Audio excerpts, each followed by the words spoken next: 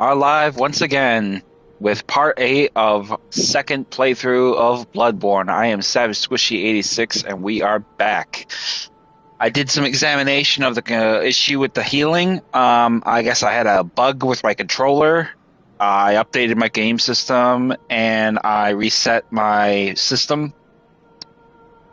Seems like it worked in order. I don't know what it was about, but basically I managed to test it a few times before I decided to launch the stream, so hopefully we won't have that issue again. So I think the biggest thing I can hope for is that basically we won't have that issue again, but I mean, who can say? At this point, I don't put anything past anything. So we're going to head right back into the Chalice Dungeon that we were working on. Had to stop because this whole fucking thing wanted to have a big canary, so feel free to comment your thoughts in the question below, in the comment section below, in the event of any ideas you may have had of what could have been that.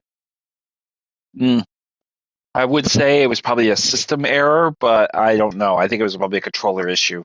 Maybe it was a bug or something in that capacity. I don't know. But it seems to have worked itself out, so get ourselves some blood bullets and heal, and then we will get into the next dungeon lair. Before we head down there, though, we're going to go ahead and equip whatever personal effects we need going forward. So as soon as we get off the elevator, we'll immediately head to the side area to the right here of Lair 3 and head inside. Pretty sure we will have more witches to contend with. I've already upgraded my power a little bit in health, so hopefully that will give us a little bit of an edge of protection in this fashion. I'm not sure it will, but it's an idea. Right away to the right, we'll have a Uli surrounded by poison, which we will dispatch with our rifle spear. Get him out of the way. And directly below us, we have a trap. And I don't see anything else. Oh, we have a right keeper right there. We're going to go ahead and get her taken care of.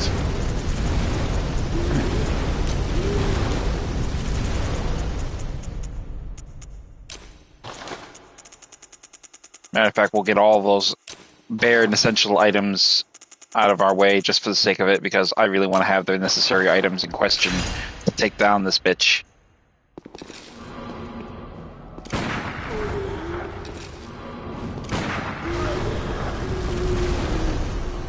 So that takes care of the right keeper.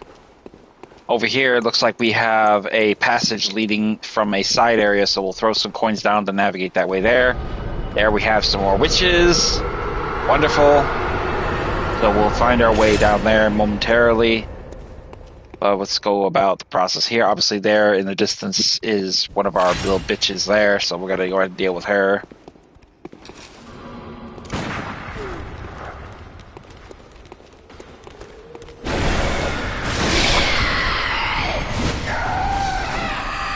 Bang. And that takes care of her. No witch to deal with there. But we will have a passage here, which we will go about and navigate. Obviously this will lead us to a stairwell, but essentially we have a side area right here in that sense. So we'll open up that path. Let's go over here and open up this chest coffin, which I neglected to do earlier. And we got a cursed tempering, odd tempering blood gem. Then we'll head back through where the witches were, and there is a passage to our right here. I can hear a stairwell. A right keeper.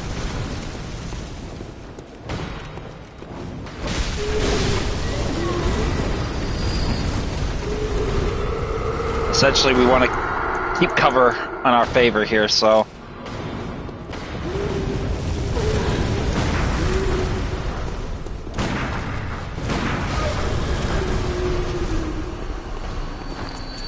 Now, in lieu of the fact that basically she's going to be a pain in the ass, well, if I see more of her, I will equip the Simon Bowblade. Here we have the Blood-Tinged Gemstone and some Tomb Mold. I'm not sure where we hear... Looks like they're getting poisoned. Ooh.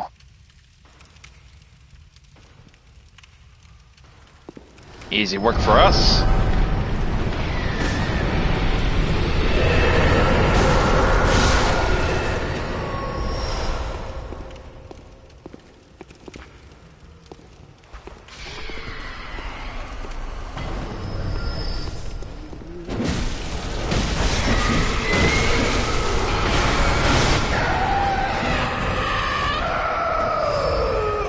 Essentially, the poison of this area has actually done me a favor by doing them in.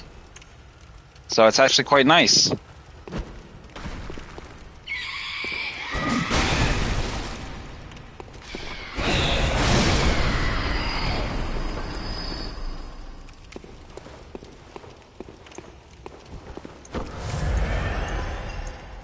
We're gonna go ahead and equip some medicine, though. Because it's evident this is going to be a bit of a hazard to deal with, but we can't get close without having to. We can't deal with it without having to get close. So there we have taken care of those two. I'll take care of that one.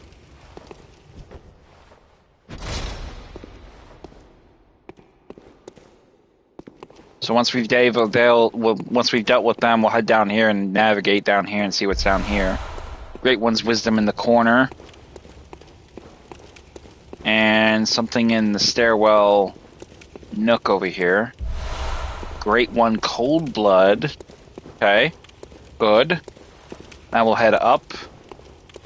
And obviously we'll have the pebbles here, but we won't really be grabbing too many of them because we're loaded. But navigate your way back through the passage over here. And we will be in position. Oh! I didn't expect that to happen. Doesn't look like there's any passages down here. Except here.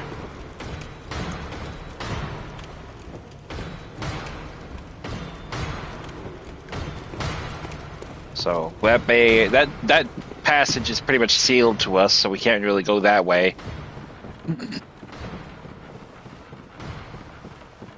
So we have this path open up. This is essentially where we came over here. I'm trying to recite my memory here, so bear with me here.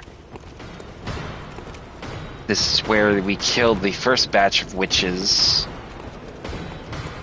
So we're gonna go down the ladder, it looks like, and take that other path. Obviously that one door is locked from the other side. We can't go that way. We can go this way though. But be careful of any threats. Doesn't look like there is any. Blessing.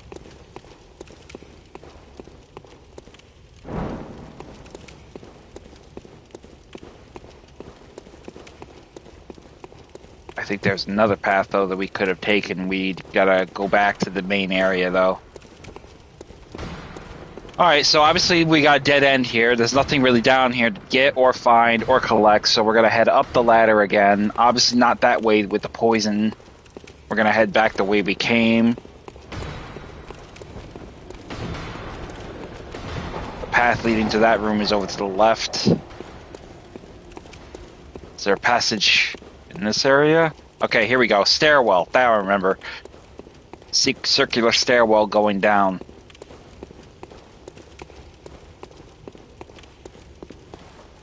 A right keeper.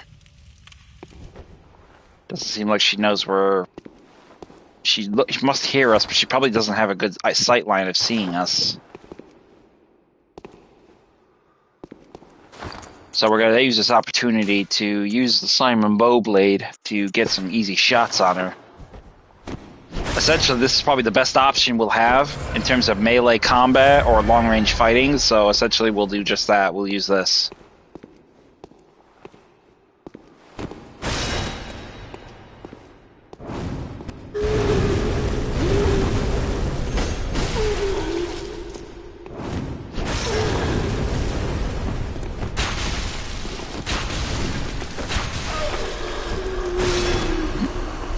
The Simon Bowblade is very handy in that respect because I love it. I think it's a great weapon, particularly especially if you're the type of person who needs to engage in long-range fighting. Long distance fighting is essentially the most pivotal point. I mean, don't get me wrong, a good pistol shot will do the job, but in many cases, in this case especially, you want the measure of security because the right keeper's magic will kill you very easily.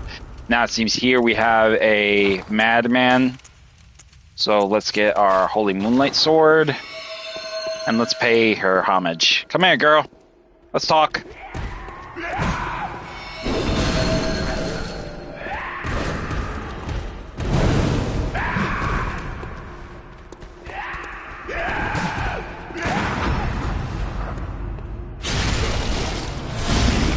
Visceral attack, easy takedown. And a cursed damp blood gemstone. And now here it looks like we got just a number of ghoulies. Let's clean up shop. Go ahead and get this chest open on the right though. Red jelly, 3, let's go. Small chest. 2 mold, level 5.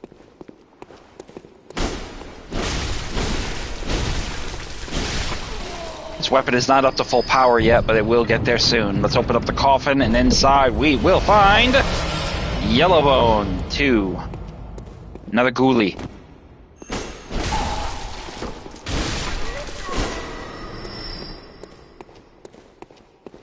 Then we're gonna head over here.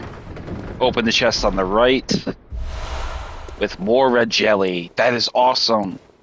I'm loving that so far. Makes it less likely for us to have to purchase the shit when we're in the dungeon, when we're using the messenger baths, you know? So it's great. Awesome, awesome, awesome. So we're going to make our way down now. Obviously, the side area is pretty much no longer a factor in this case, so we're not going to need to really worry about it. A lot of it's going to be sealed off for us. So let's take the gate the main area now and head into the next area. Activate the lantern and let's get into that fray. Bear with me a moment here.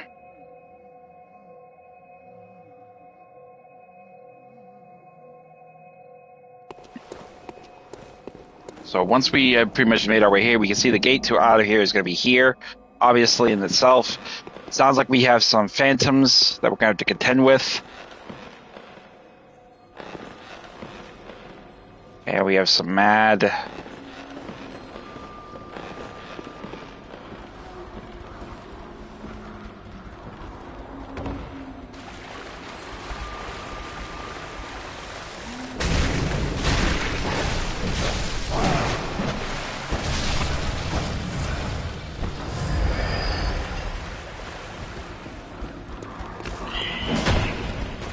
We have phantoms. They're above us. I am definitely going to need to find a way out of here.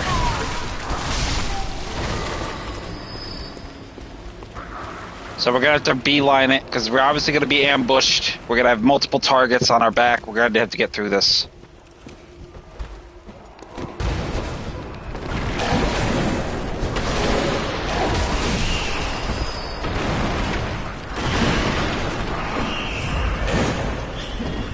Shit. I gotta get rid of this fucking bitch.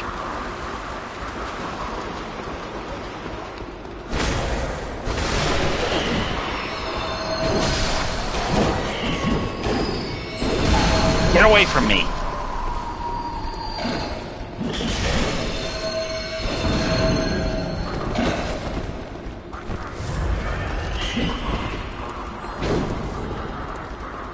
Where the hell is this elevator?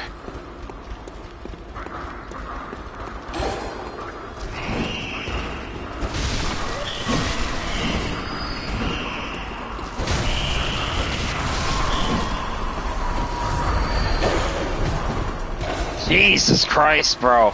I gotta get out of here. I gotta get this guy. I gotta get rid of this fucking woman. She's gonna fucking kill me.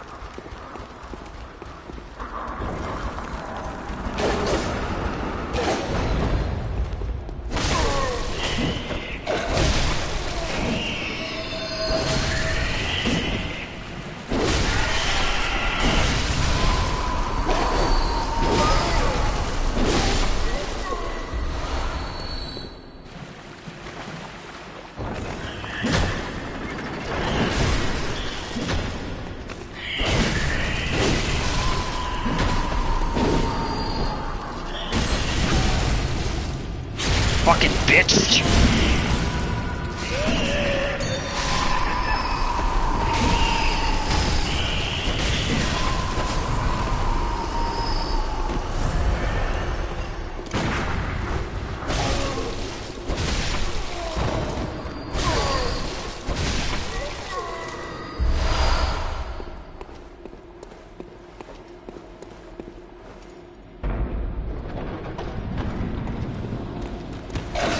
There's another one up here.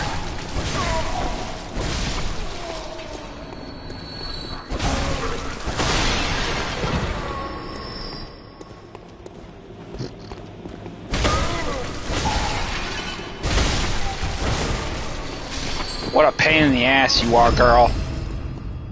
Welcome to the stream. That made my heart skip a beat. I'm glad I got through that shit. That was nerve-wracking as hell. Multiple bell-ringing bitches, multiple phantoms, everybody gunning for me. Jesus.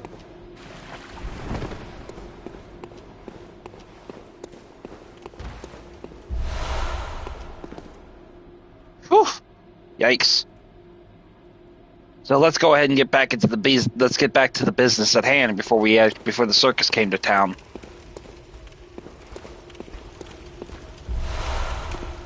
Get a damn blood gem off of the nightmare we dispatched that we actually didn't have the time to grab and take care of. Because these bell-ringing women decided to send a shitload of multiple phantoms at me.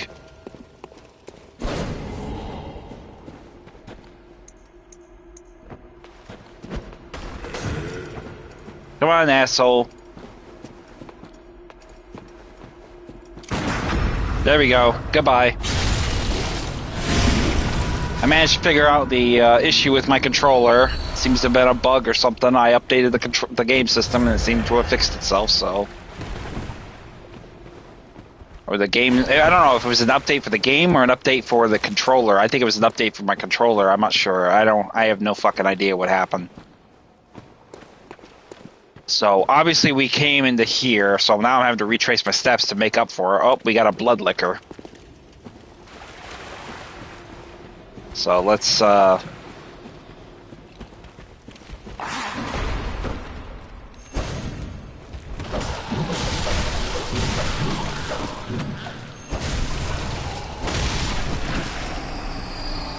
takes care of one blood liquor.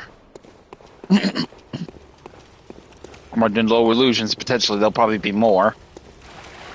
But I plan to run this dungeon over a little bit. So we pretty much got through that enemy. Now we can go over here and grab this item of ritual blood off the body. This area in here was essentially the room below us that we couldn't really explore because we were being chased. Blood vials off the body. And now we can go up to the next floor. Ignore this passage. Just take the floor up. Man, they were gunning for me hardcore too, dude. They were wanting a piece of me like bad. Over here into this passage. Head across and then into this upper area up here. I don't think we saw any chests up here when I was being chased. But this doorway here. Let's see what's in here.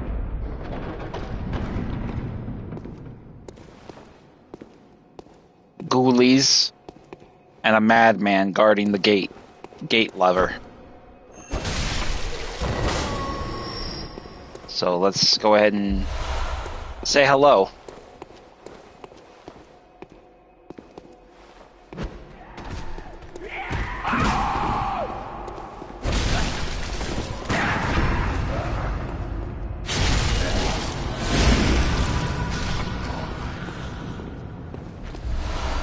First damp blood gemstone.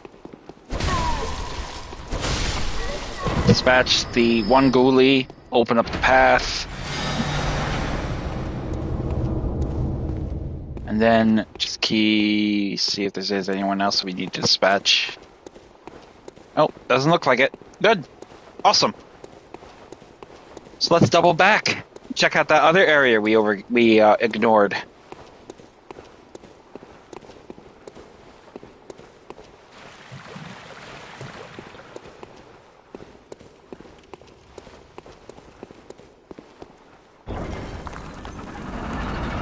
So right away, as soon as we open up the gate, it will open us into this other area here.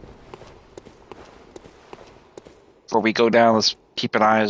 Okay, obviously we have a ghoulie down there. Let's go ahead and get rid of him.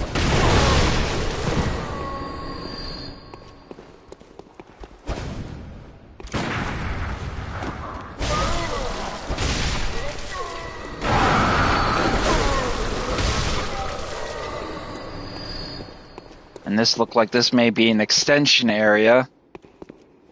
We've got dogs. We've got ghoulies. Multiple ghoulies.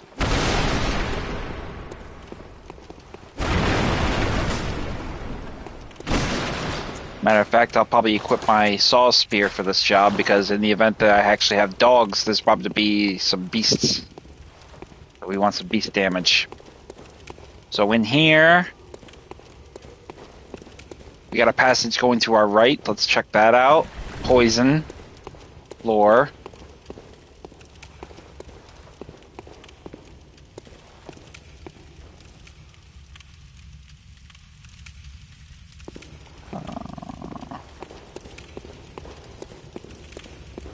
One single item in the back over here.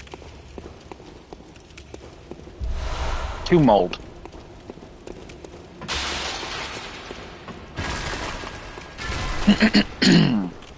Now we'll head back the way we came.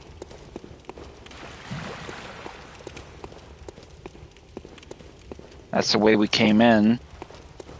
And the passages doesn't look like it, so we'll take the elevator up. We'll take the ladder up now. Is there a ladder here? Nope, doesn't look like it. Unless we go out here, and the ladder is to our right. There it is. Okay. So, climb the ladder.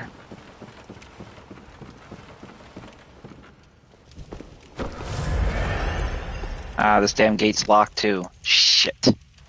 Alright, leave some coins. We'll find our way around.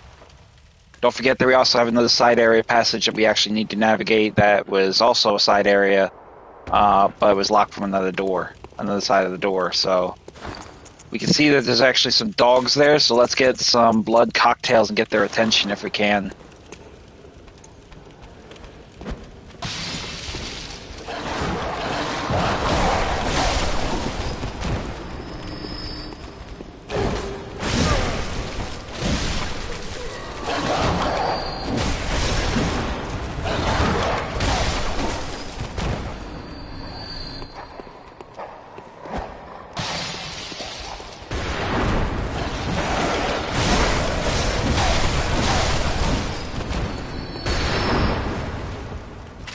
Come on, ghoulie boy. Come on. Goodbye.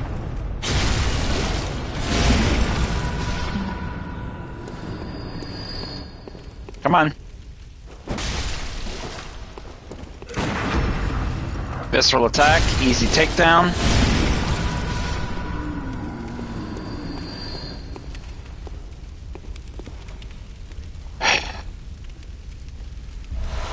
Quicksilver bullets off the body. Pretty sure there'll be a witch ahead of us. Yep. Called it.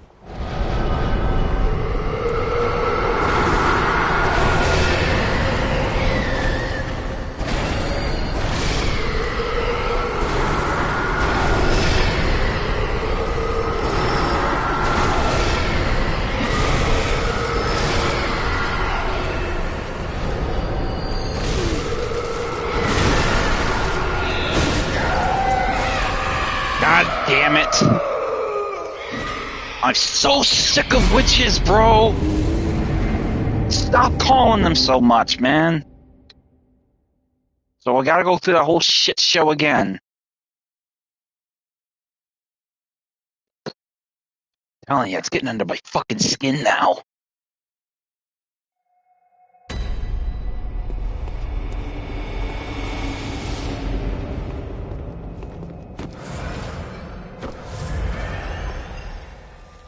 I'm actually ready to call for help. That's what I'm ready to do, because I'm not going to keep fucking around with this.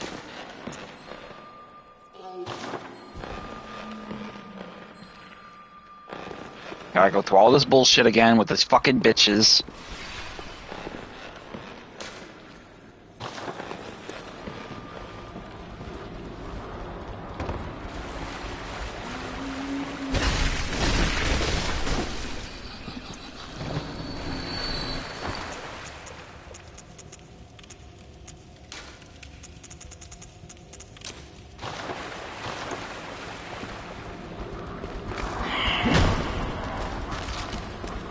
So we're gonna have to rush all the way through here again. I have to kill these fucking bitches again. Go through all this nonsense again, just to accommodate these assholes.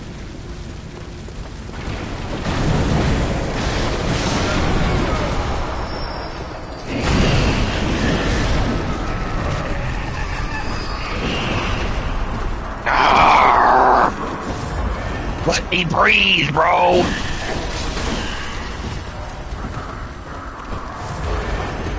This is ridiculous! Look at this shit! I don't like it in the ass! Get out of here!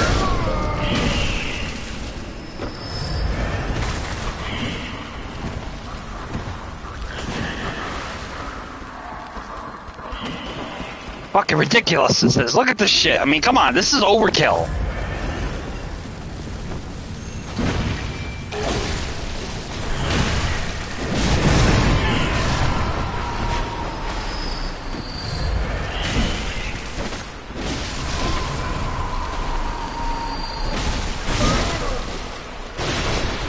This is fucking insane. I mean, come on.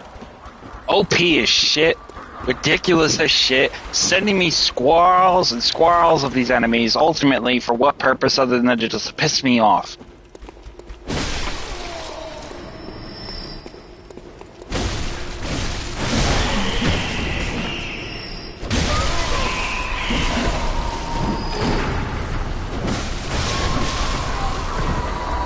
Oh, I swear. Like I said, I've said it before and I'll say it again. I would rather face an army of werewolves before I face any fucking witch enemy. And this is why. Because these little bitches are cheap little fucking chicken shits who send out a swath of enemies while they hang back like chicken shit little cowards and let everybody else do the work. Bell ringing bitches, right keepers, fucking little eyeball collectors, every fucking time.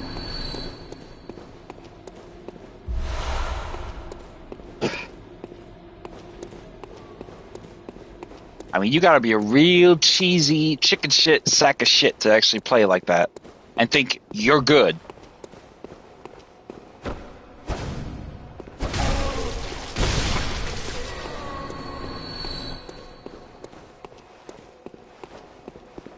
Come on, you sweet little bag of shit. Come get me.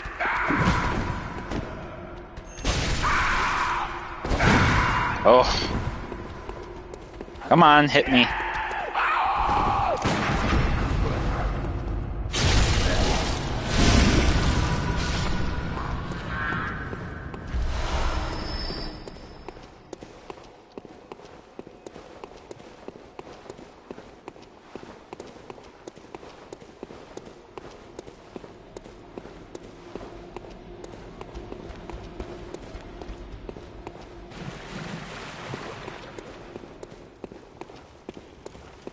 This is where my these little hookers were that took my fucking echoes. So I'm gonna go get them.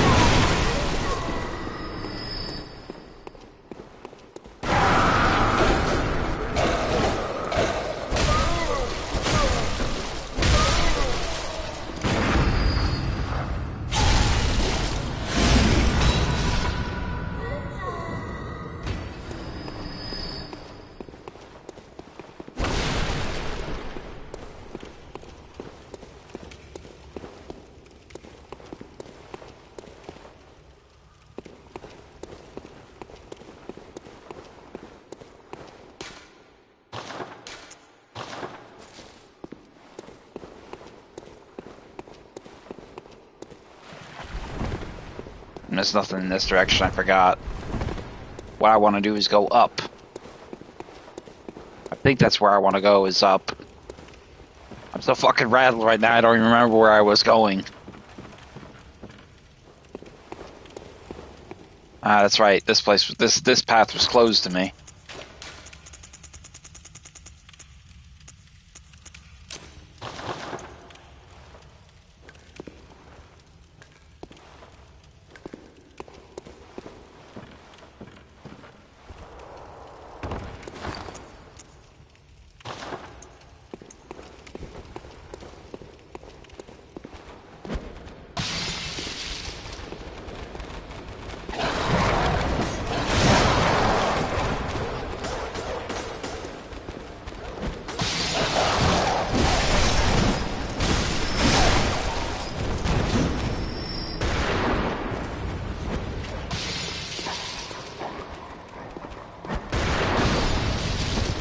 Mind your fucking business, Ghostface.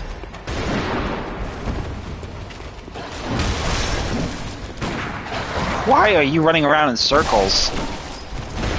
We're not playing fetch, dickhead.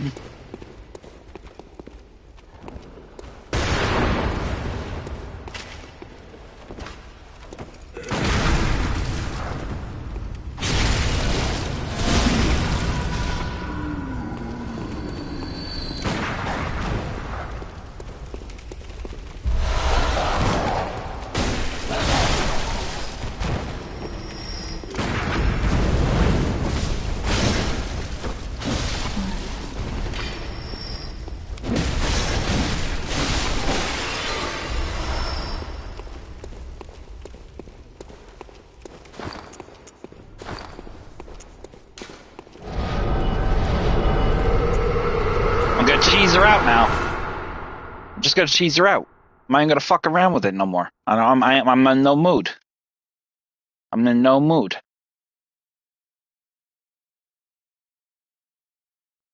My patience is tanked at this point with this bitch. Or any other witch bitch for that matter. But I just cheese her out.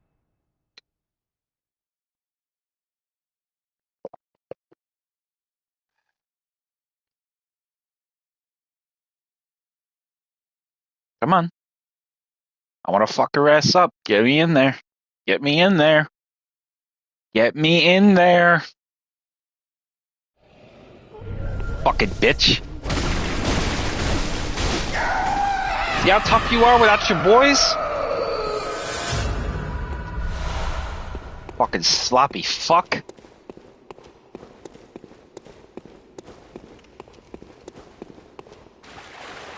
Ain't so tough now without your bitch boys backing you up, are you? Your 8-foot tall bodyguards. You probably let them run a train on your ass for all you know.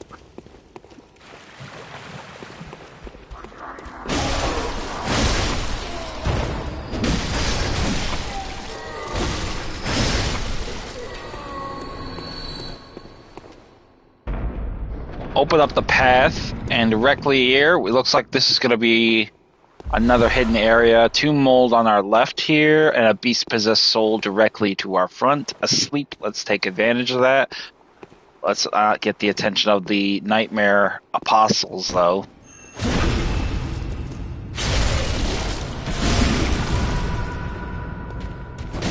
If he doesn't go down with the visceral attack, just do a jumping attack with forward on the right, on the left stick, and R2, and you will do a jumping strike attack that will easily kill him.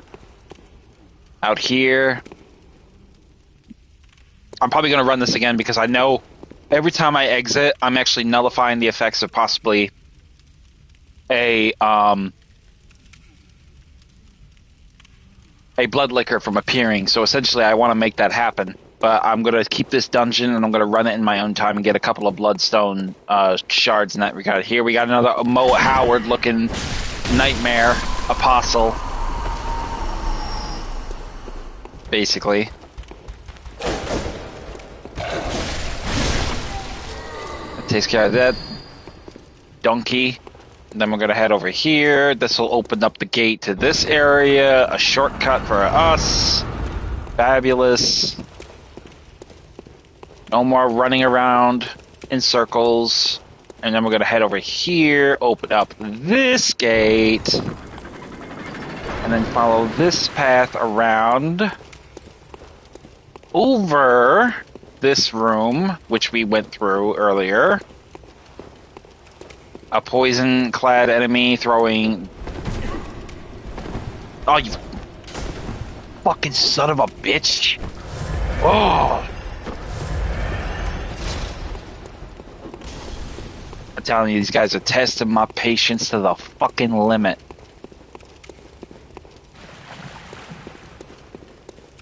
So, we have to run out here now. Go up.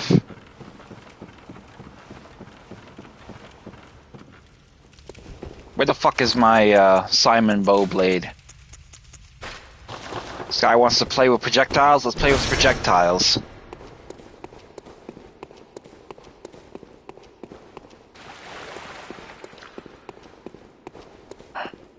Here, brain sucker somewhere, so...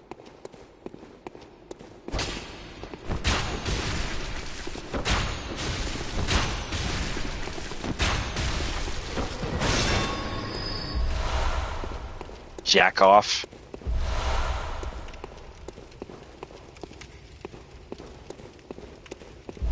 Over here, Great One Cold Blood, and then we'll head through this passage here. This might take us to another side area. Walking out below me, I want to make sure there's nothing here. I think this may take us back to that room with all those other enemies with, Oh! Oh, no, you don't.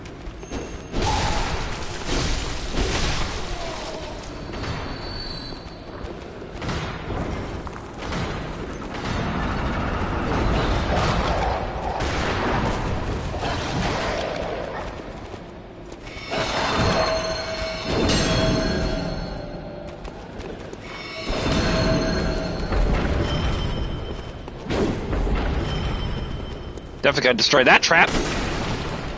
Or that gets me fucking killed.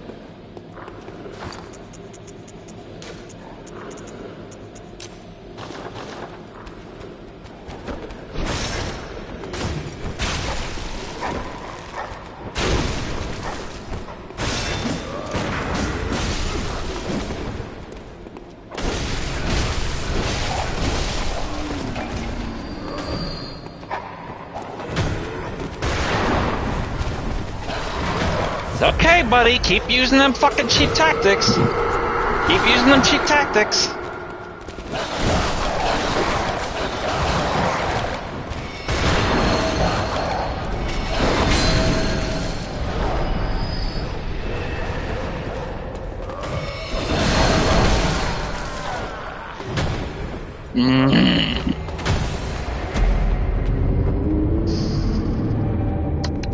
Okay.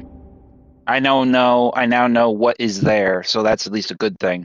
Bad thing is I need to get resupply to get the fucking... I obviously can't get close to them without this fucking asshole shooting at me, so I need something else. Oh, God, I'll tell you. This dungeon is testing my fucking nerves like a mother. Definitely not ending the stream until this bitch is done. That's for sure. I can guarantee you that.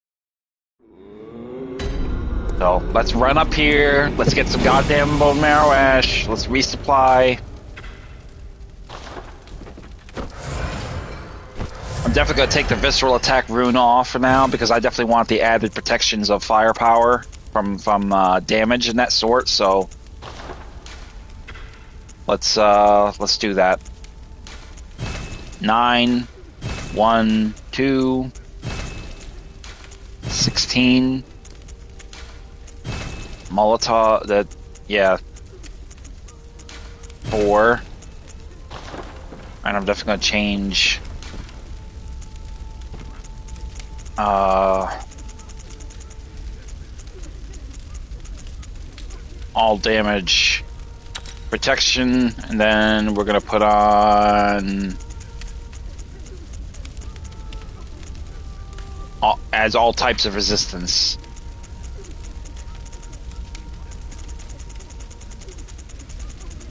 There, that's what I want.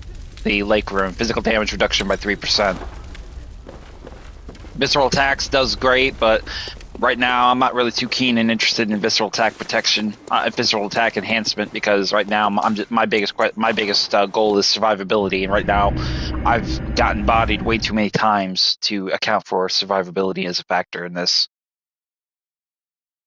It's ridiculous. I normally don't let things get me this irritated, but the fact that I've died this many times in such succession is just irritating, because I didn't think I would be struggling this much, especially against such cheap tactics as witches. And I hate witches with a passion in this game. I really fucking do. Any measures of protections you could probably employ to keep yourself safe are pretty non-existent.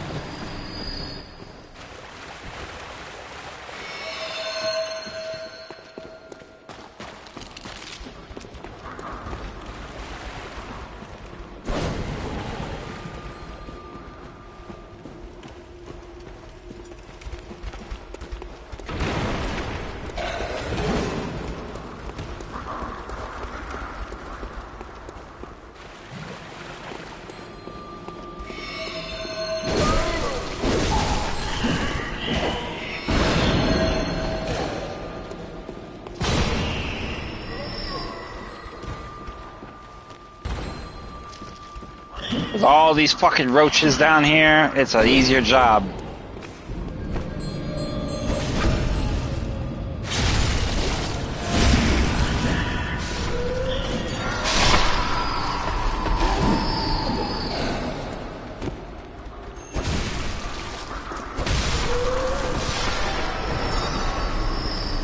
Easy. Now I could focus my attention on proper matters of business.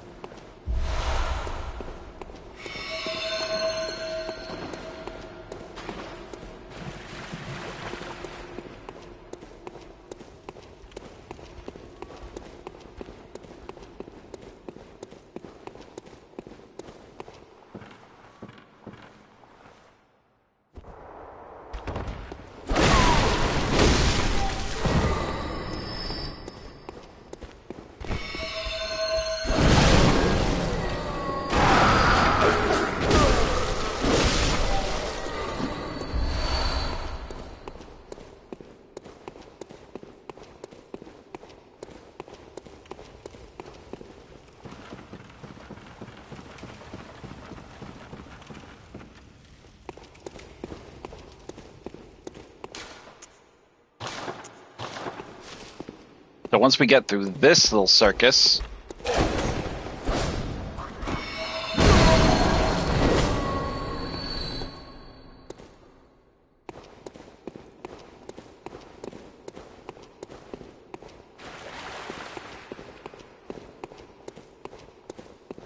okay, so here we are. This is where we originally were.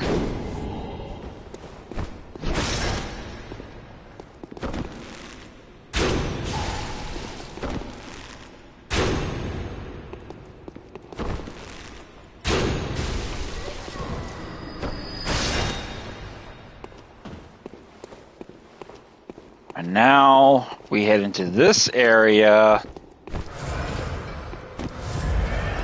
And if I have to, I'll cheese her out again. I don't give a fuck. I'll cheese him out again.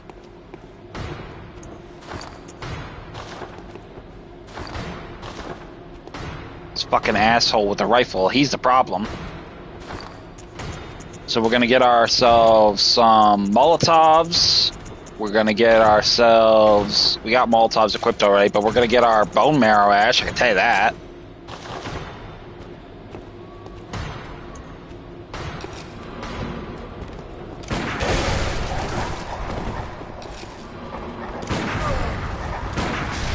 Give me back my fucking echoes, dick.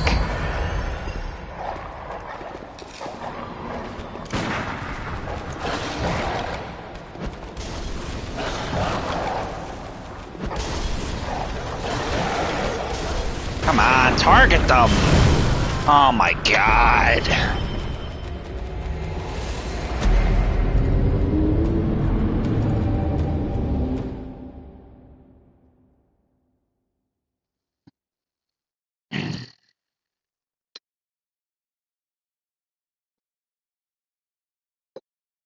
I want to be pissed, but I want to be amused at the same time because the fact is I got killed like that. Jesus, man, I'll tell you, I'm gonna take a big fucking hiatus. Really, buddy? Come on, get out of here. Fucking maggot. God. From Software, fuck you with a rusty razor dipped in alcohol.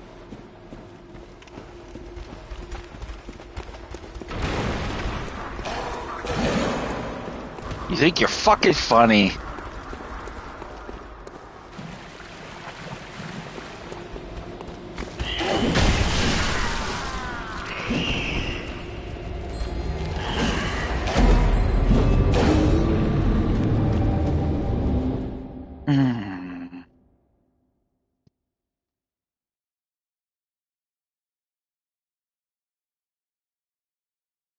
I'm taking a moment here. I need to take a moment. That is just...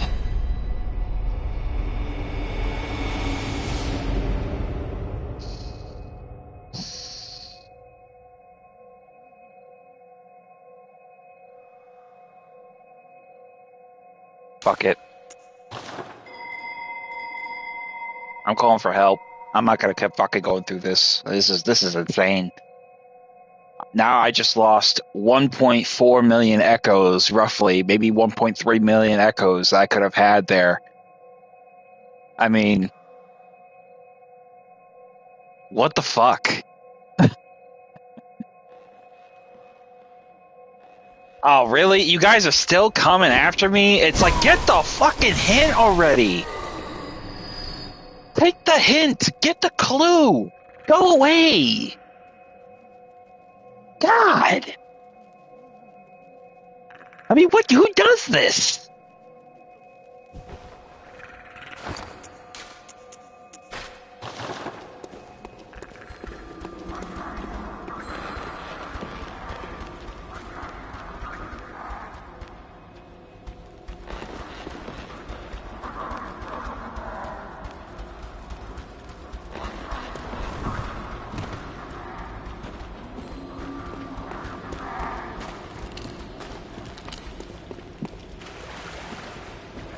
I mean, that's just fucking annoying now. I'm not. I mean, initially it was okay. It was all right. 3 or 4 times, okay. I can let that lie. Now it's just becoming just borderline irritating. It's making me not even want to really try at this point.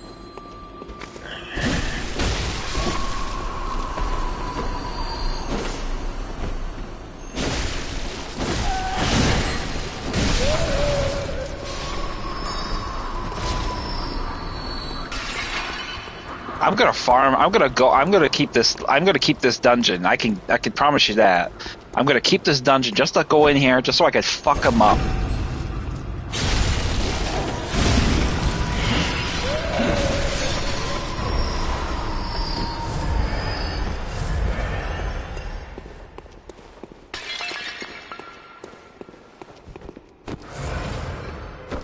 I mean, the witches were bad enough.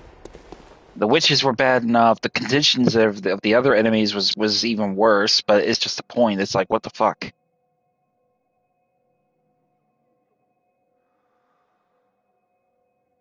So I have no fucking idea anymore, really, what to expect.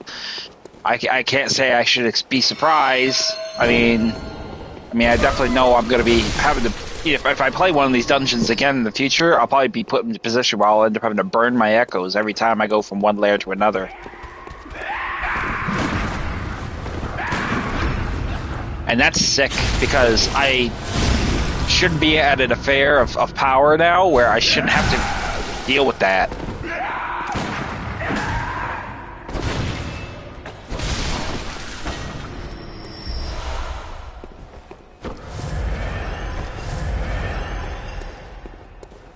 So, I mean, I will get that back.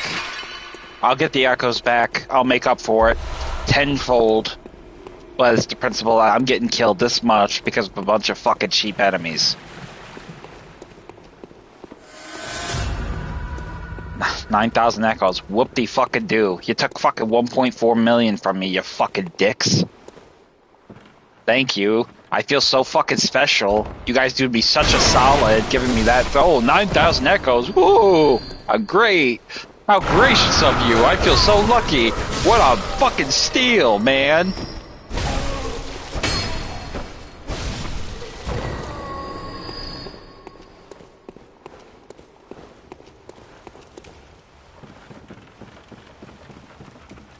What a joke.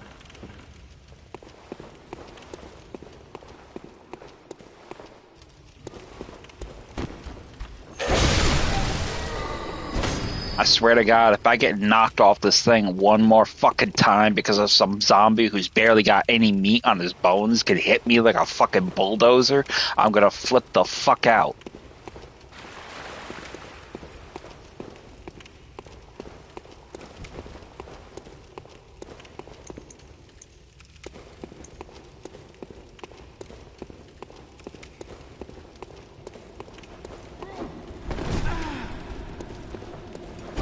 No, you don't.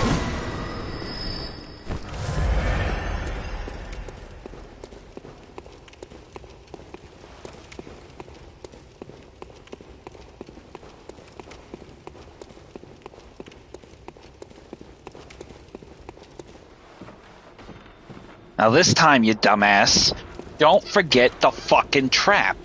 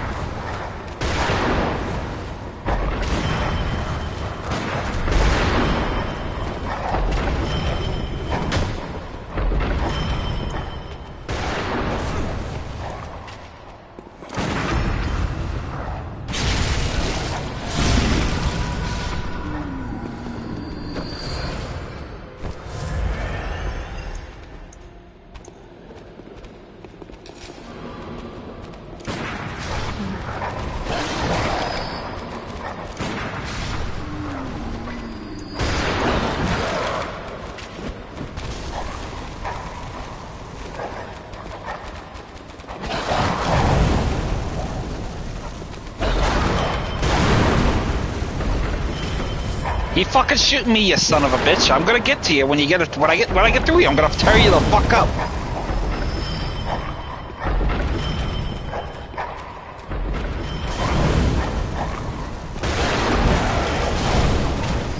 Guess what, buddy?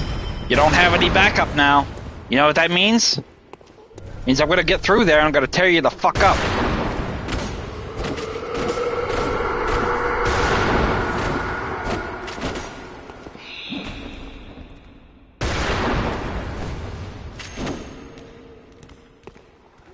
Come on.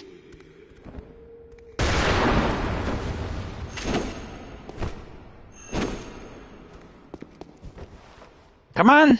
Shoot. Now you're fucking mine. Shoot me, you son of a bitch.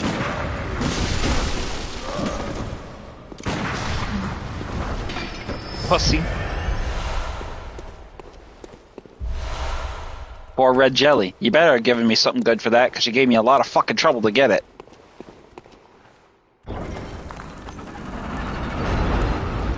Fucking assholes. All that for 4 jelly? 4 jelly? You better have given me 4 jelly. The sooner I get through this dungeon, the better. Then I can get on with some proper stuff that actually is going to be a little bit more enjoyable, because this is the fucking pits.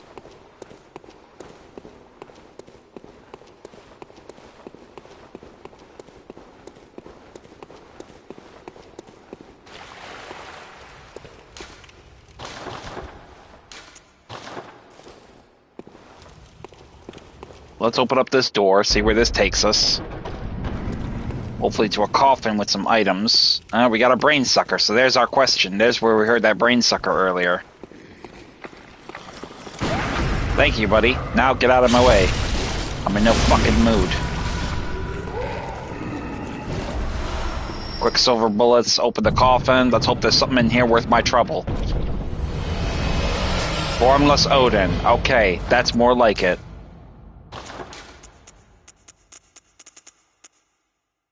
Level 5. 5 Quicksilver bullets maximum. Beautiful. Let's exit and use that exploit to get some Madmen's, some Great One's insight.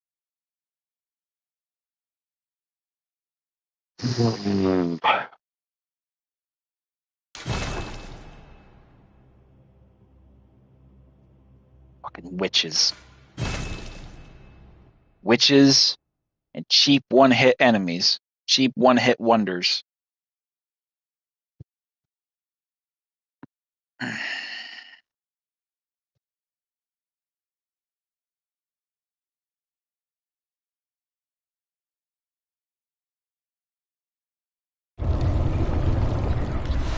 Great One's insight. Great. Fantastic. Awesome. Wonderful. Fabulous. Fantastic.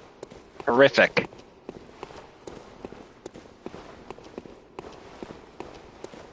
Now we'll head back the way we fucking came. Get a couple of these assholes out of our way.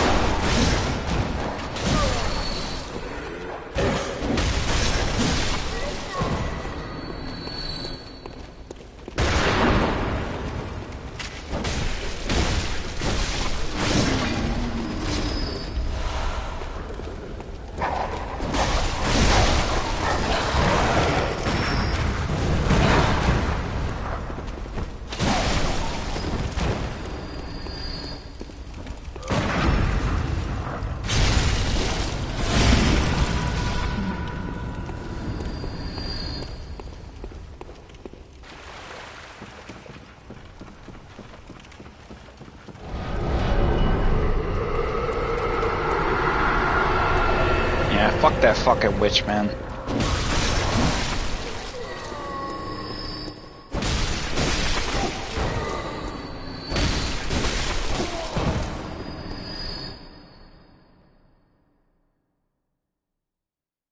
Understood.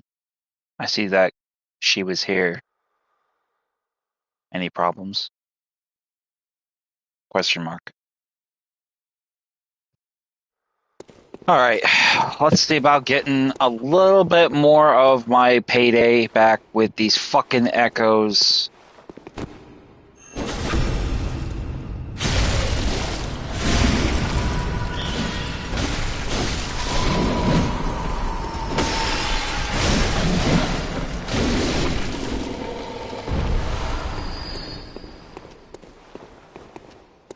So, we got through that bullshit.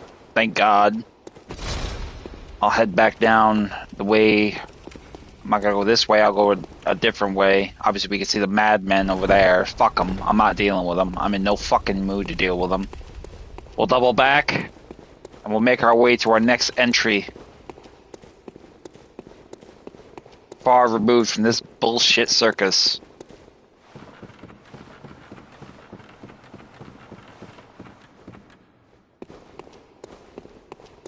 Honestly, I do. I just want to get the fuck out of this dungeon now. Dead ass. That's all I want. I just want out. I want out of this dungeon. I've gotten 2 runes. That's all well and nice, but you know what? I don't see much else to be gained from this. The amount of trouble they've given me for this dungeon. I mean, beyond those 2 runes.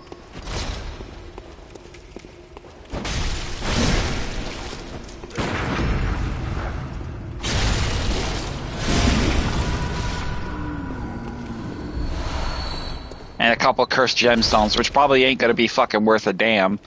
but we'll see.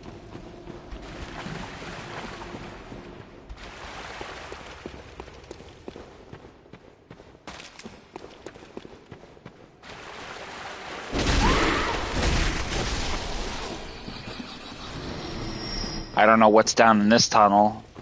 Probably witches, scorpions, it looks like, too.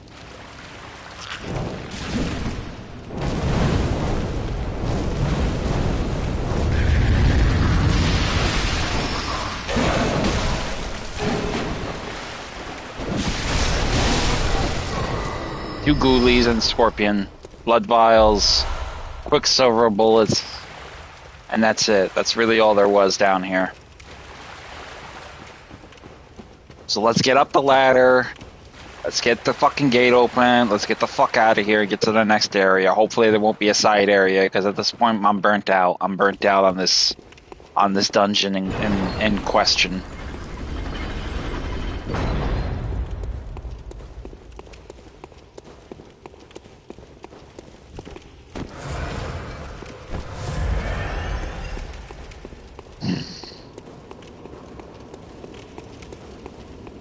What we get for a target? Probably Queen of Yarnum or Thumerian Elder. I can work with that. In a poison area, no less.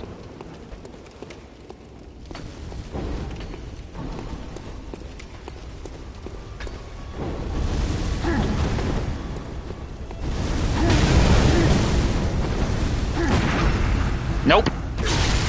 Sorry, Gramps. I'm in no fucking mood.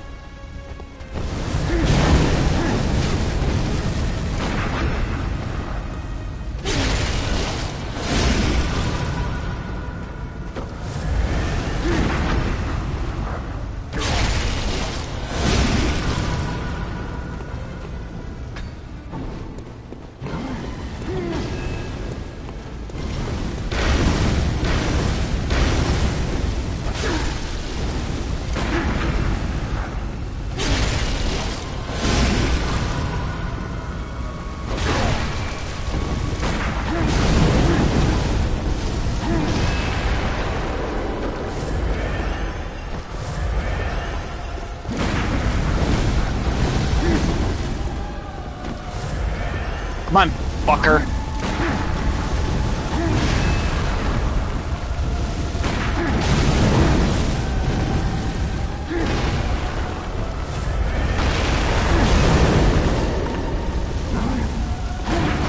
Nope. Goodbye. Fucking dick. A cursed, cold, abyssal blood gem.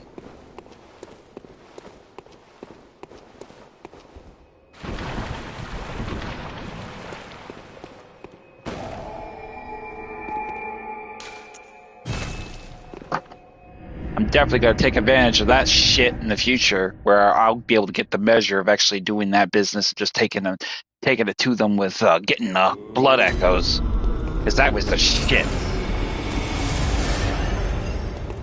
That was absolutely the shits. So we got two great ones in sight we'll use, and we got two cold blood we'll use. And essentially that order.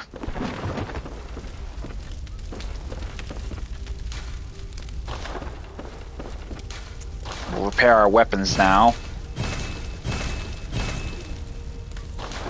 And I'll take it to see which blood gems we can use with the benefits of power that we can gain from them. I'm not sure what gemstones we got, but I mean, we got some, but I need to discern which ones I can use to upscale my power. Attack versus kin down. This is a good one. And this is a good one too. Damn. Okay. Smash. Let's go.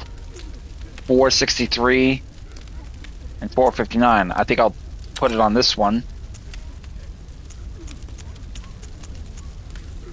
And I'll do this one too.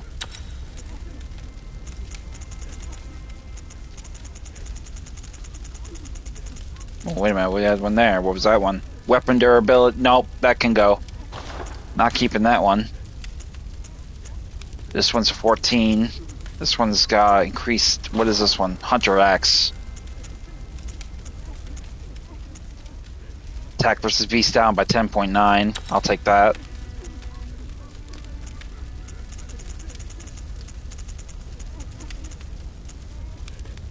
Attack versus curse tempering blood gemstone 16. This is a 17. This is a keeper.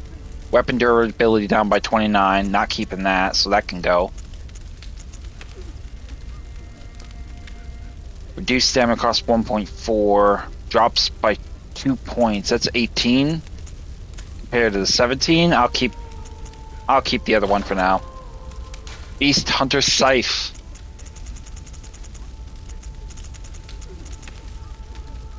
Nope. They can both go. They're stronger gems, but the thing is, they're downgrades, so I don't want to keep them. So they can go. Breaded Cane.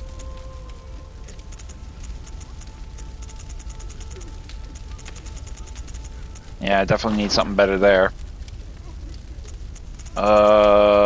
Church Pick.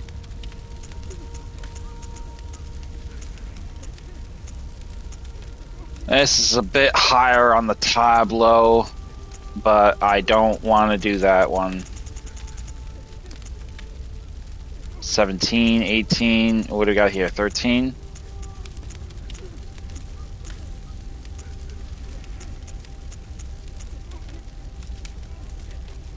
Yeah, no, I'm not doing that either. Damn it.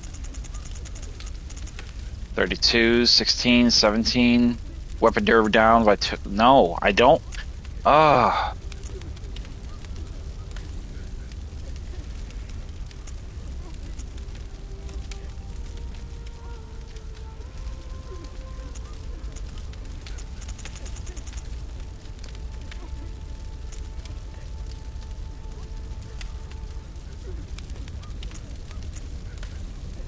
I'll go with this one before they go with the other one. The other one can go. Alright, so we got with the sword 15 cursed.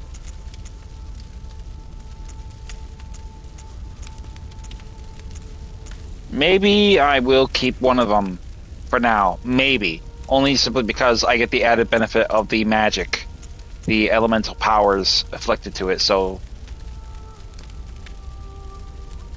no, I won't keep them. Fuck it. It triggers my OCD something awful to see that shit. It's like I could easily get something better, and it's just dicking me around right now.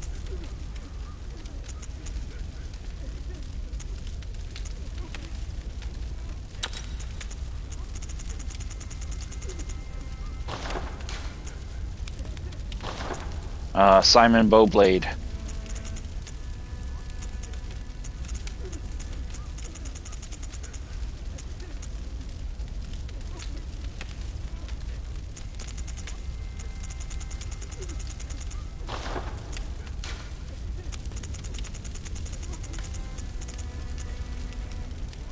Attack down by 3.6%. See, and this is the thing that kills me about this. First abyssal blood gem. Where the hell is it? I just had it. Is this it? Arcane. Cursed cold abyssal blood gem, but it's arcane scaling. That's really it. That's all it has going for it. I wonder if I could swap this for the. Let me see. Can I do something with this? Oh, okay. Here we go. Now we're talking. See, 17. 20. Look at that. because of the fire gemstone. This is something you could use with fire gemstones.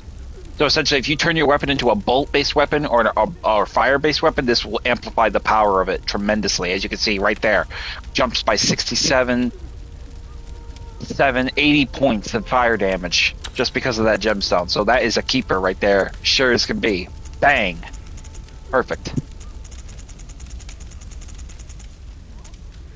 Thing of beauty there. Awesome, awesome, awesome, awesome. You can also do the same thing here with it. If you can get another one. Obviously, you would have to run that damn dungeon again to get it. If you're lucky enough for them to drop it for you. So, I mean, but that's essentially what you want. You want to run those kinds of dungeons over and over again, essentially to get the necessities of items that you need in the possession of that scale. Rifle spear, do I have anything new here? Oh, okay, no. I really got to get rid of these gemstones because these ones are going to be an absolute nuisance. So here we have...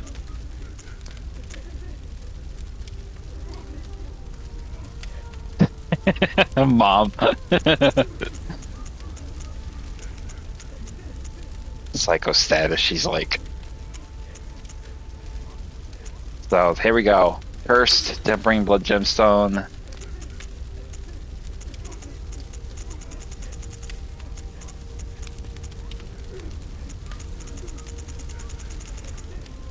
And I think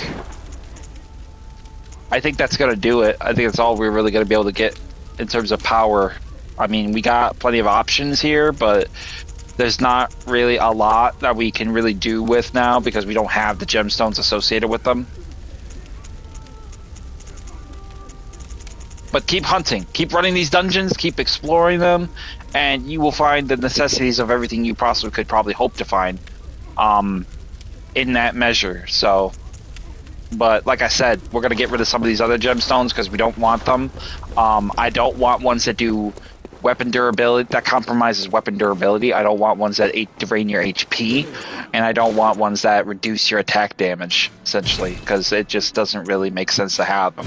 So we're gonna get rid of these ones that are level 16s and lower, cursed ones especially. Regular ones especially, it doesn't matter. 16 or lower, you can get rid of them. You will find something better. Just keep grinding out these dungeons, keep looking, keep hunting, keep finding them, keep scouring them, and you will find everything you really want and hope of getting. So, but I am definitely going to keep that one dungeon because I'm going to fuck them up royally. They have got me so fucking irritated right now, and I definitely want to keep running it. I'll do both of these fucking dungeons, in fact. So, but right now, what we really want to do is we want to focus our attention and get ourselves on task with doing the Cainhurst castle. So let's go ahead and get ourselves situated with resources. Obviously, we want a few things. We're going to want some Molotovs. We're going to want some bone marrow ash. We're gonna want some shaman bone blade probably later, but we don't really need to buy it right now because we're gonna need that for the chalice not the chalice dungeon, the other area of the DLC. But what we are gonna do is head directly for not the lecture building. I'm trying to figure out where the hell it is. Moonstone Lake, Bergenwood, Forbidden Woods, Witch's Abode. Here we go. So essentially, we already know that the carriage will meet us at Shemwick Charnel Lane. So essentially, we'll take the shortest route there, which is essentially the Witch's Abode. We'll head there and we'll directly depart from there directly for Cainhurst Castle. Stream will be a little bit longer. I'm pushing for 4 hours.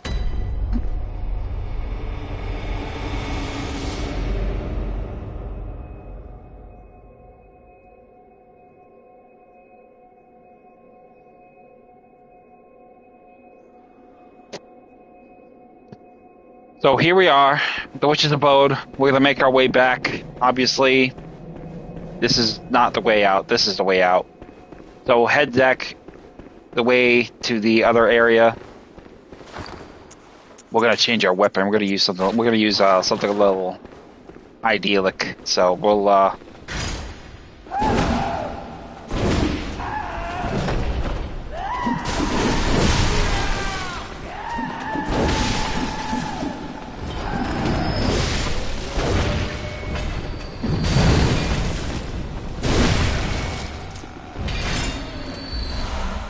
Obviously, the executioner will come on knocking. Don't worry about him.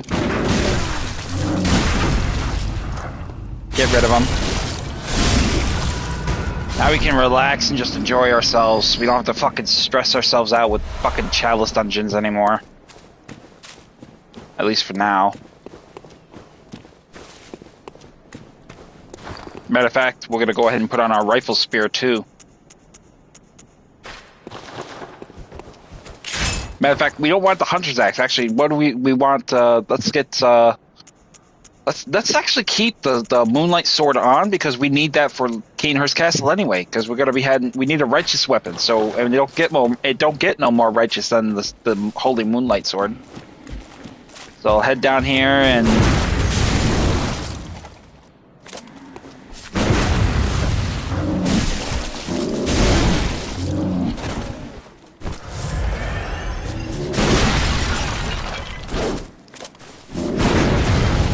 Come on, dickhead. Oh my god, you're really making me impatient. Come on. Thank you. Dickhead.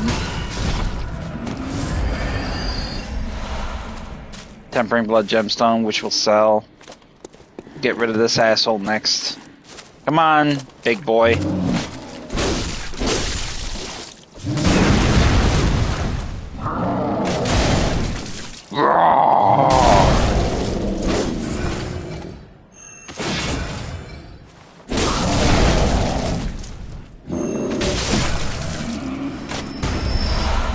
Jack off. So once we have pretty much taken care of that, we're going to head on over here to these giant tombstone and the carriage will appear. Now the same thing for pitch. Nothing has really changed. Essentially, you just want to board the carriage and just head directly for Cainhurst Castle. And then that'll basically open the way forward to where we can navigate that. Again, this is entirely optional, but consider it carefully before you rule it out. There is insight to be gained here. There is weapons to be found. There is an outfit to be gained. There's echoes to be attained. There are other things you can actually get now that are essentially we already have, but we no longer need. The Cainhurst registry will actually be supplanted with a new insight thing that we'll be able to access. So, where's the lantern? Over there.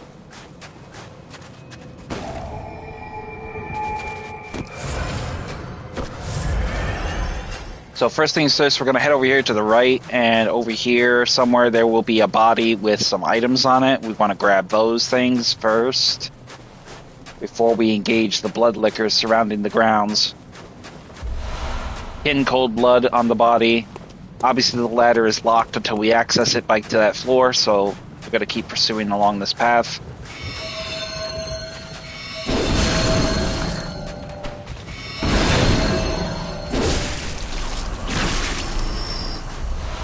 Numbing mist on the body as well. Head over here, engage this blood liquor. Easy work. Righteous weapons such as the Kirk Hammer, the Kirk Hammer, the Ludwig Holy Blade, the Holy Moonlight Sword are all stellar examples of holy-based weapons. Oh, and the church pick is a holy-based weapon as well. So any church-based weapon, by design, is inherently a vile blood, anti-vile blood weapon. It does more damage, and it staggers them, as you can see. So heading along here, you will encounter some more numbing mist.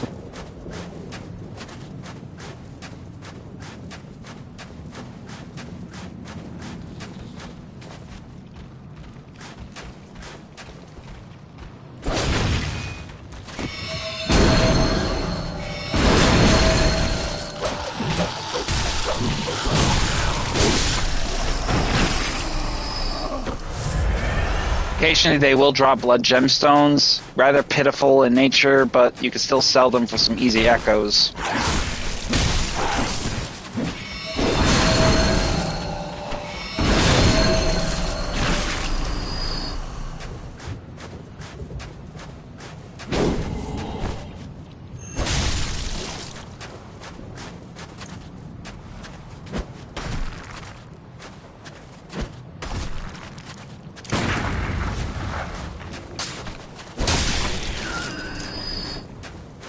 essentially one big heavy attack, and then a small attack, a light attack, will actually put the parasites down. Because much like the Cainhurst, it seems like they are vile blood in nature.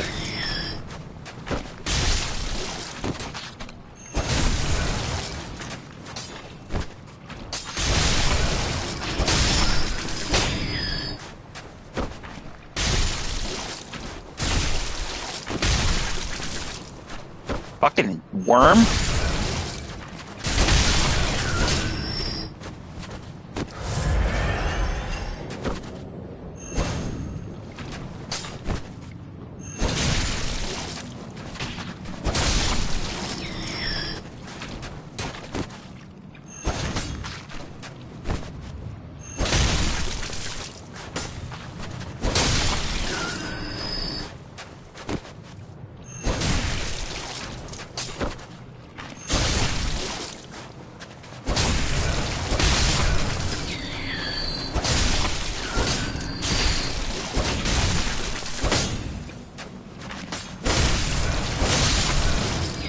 It amazes me how they could be right at your feet and still hit you, but you can't hit them.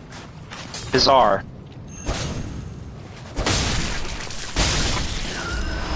Grab the Tempering Blood Gemstone at the bottom, and then make your way up the slope again.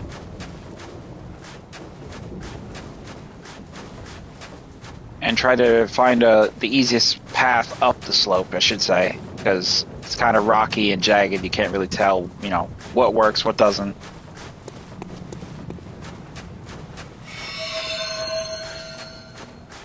Then we're going to head over here to the left. Dispatch the blood lickers here.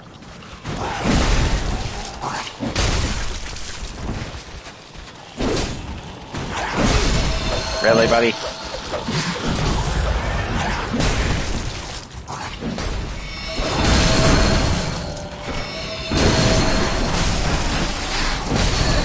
Fucking bitch.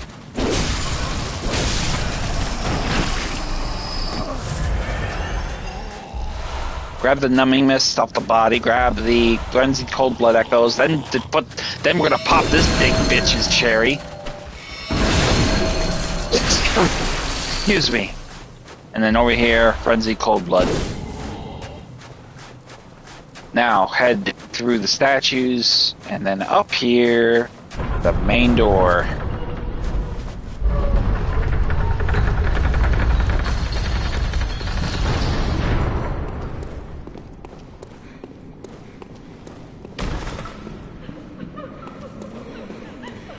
Scrub-a-dub-dub, bitch.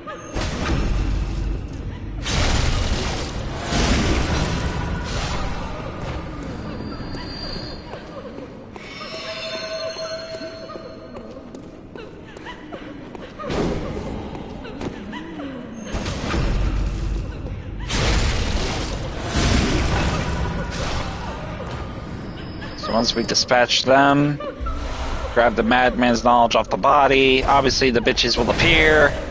Put them down.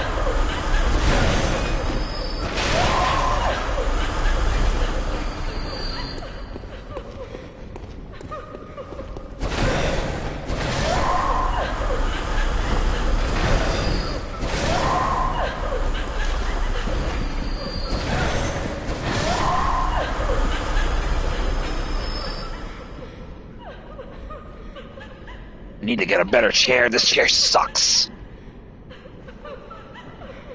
Trying to get a good position. So let's continue.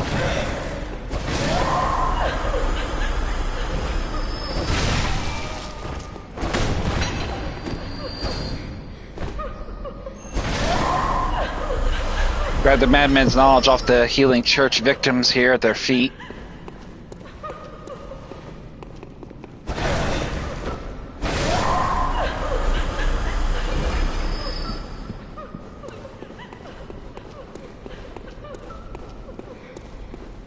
Over here in the corner where that chest is, open the chest, and inside you'll find another Ripiclash pistol sword if you don't know how to pronounce that word. I don't, so let's go with what works. We could sell that.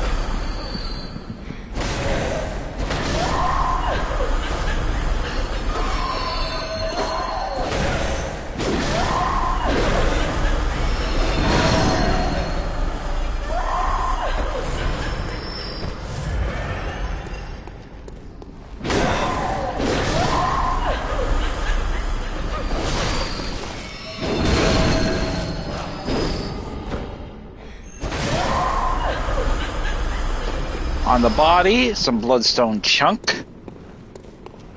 And then we're going to head around and navigate our way to the other balcony.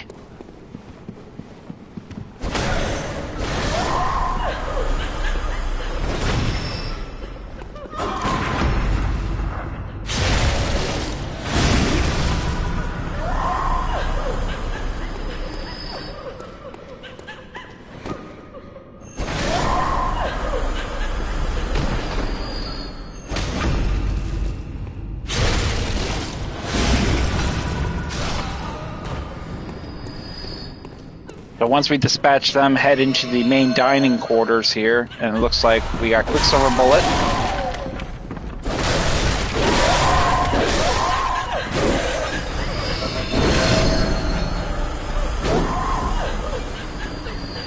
Over here, obviously, we'll find the Noble Dress outfit, which we can pretty much sell as well for outfit materials.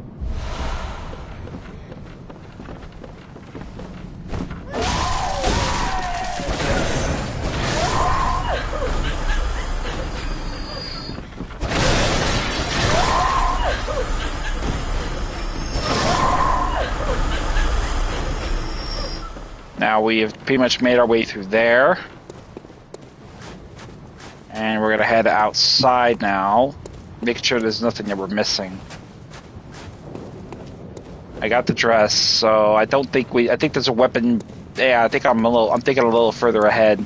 There will be a cache, a chest, another chest with a weapon inside it. Now here is obviously a balcony here, but over ahead of us to our left is going to be a gargoyle, which is going to grab us and take a drink our blood.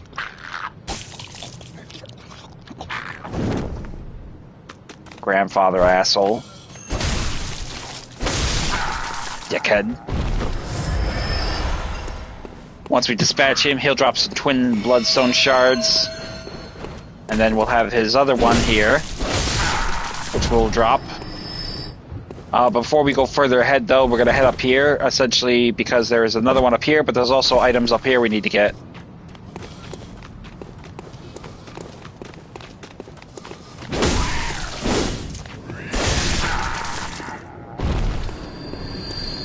And up here, on this body, we will find another bloodstone chunk.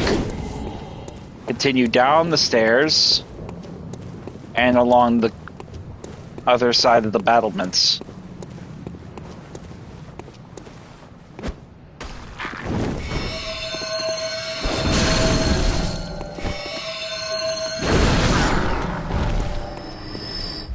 Another twin bloodstone shard for us. At this point, we'll encounter these enemies in the form of these nobles of the Cainhurst Knights, armed with their own little fencing swords.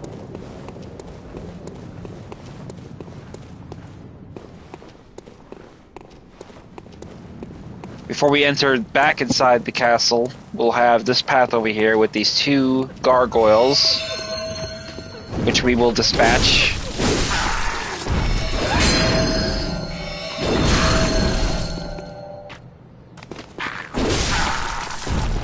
Grab the executioner outfit off the body.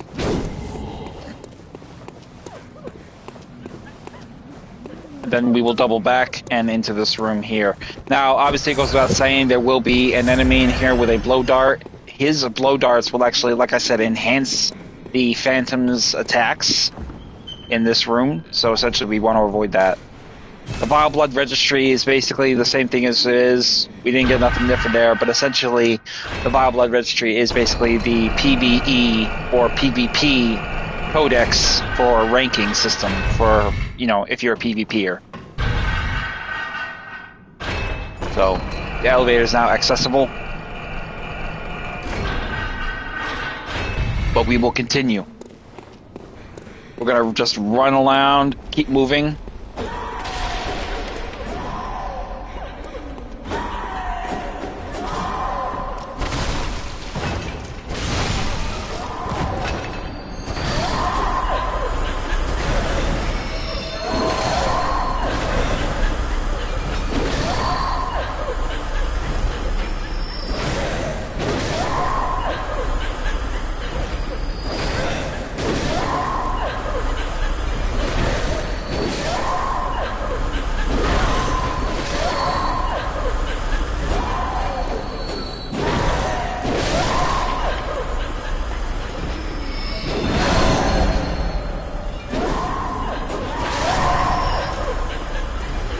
Essentially run up the stairs and jump across onto the table to get behind this table and essentially get the chest open to find the Evelyn once more. Why the fuck are you bowing?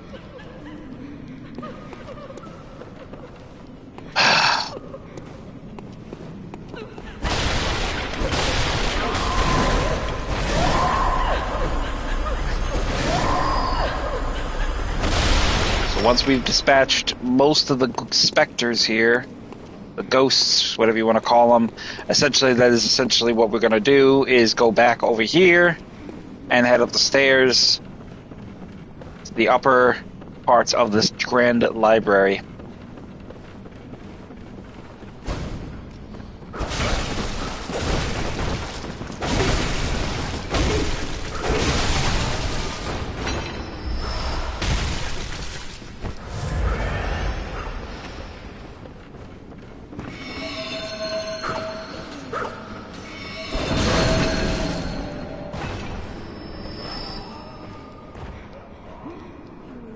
We can hear a nightmare close by, which we will engage them eventually. We gotta make our way up there though. It's obviously one floor above us. There's a blood vial we got there. And then we're gonna head over here and get this one so we can actually focus our attention.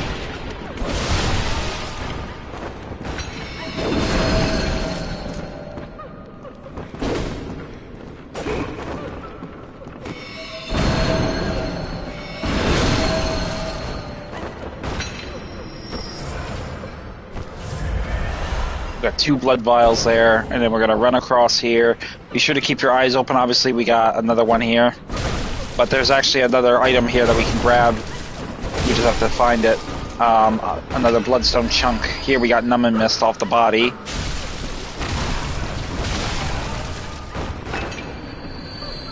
There.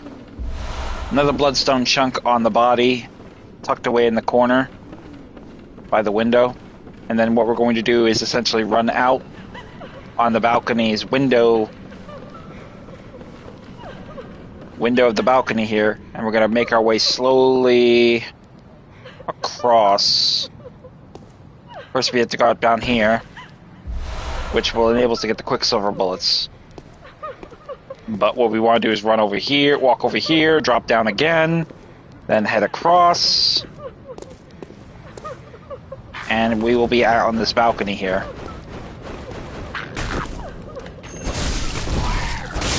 Essentially taking out the gargoyle there. We got a twin bloodstone shard.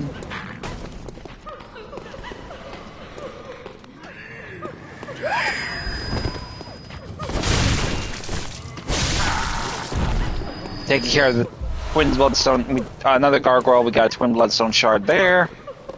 This is obviously the other part of the grand library.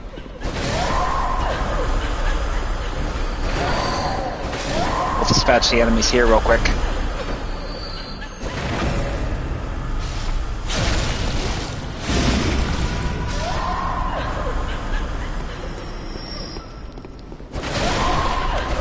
A chest here in the corner.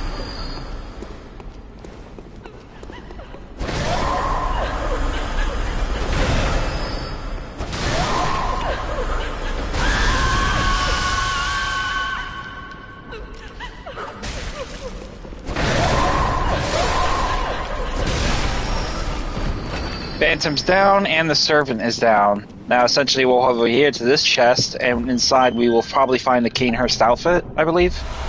Nope, the Executioner's gloves, which we could sell that as well. Executioner gloves will, you could sell. I think the Cainhurst outfit will be here, in this chest here. Yep, Cainhurst night garb, gloves, and trousers. As we remember, the headdress for the Cainhurst knight will be on the roof of a building, which we need to find our way towards. Just trying to figure out my way here, see where it is. My memory's a little fuzzy. Well, I think I know where it is. We're gonna take a detour. We're gonna go out here real quick, and we're gonna go across this balcony ledge here. And across this balcony ledge here. Ignore the window we just ran past, because over here we're gonna find some kin cold blood, and then also another gargoyle up there, which we're going to engage.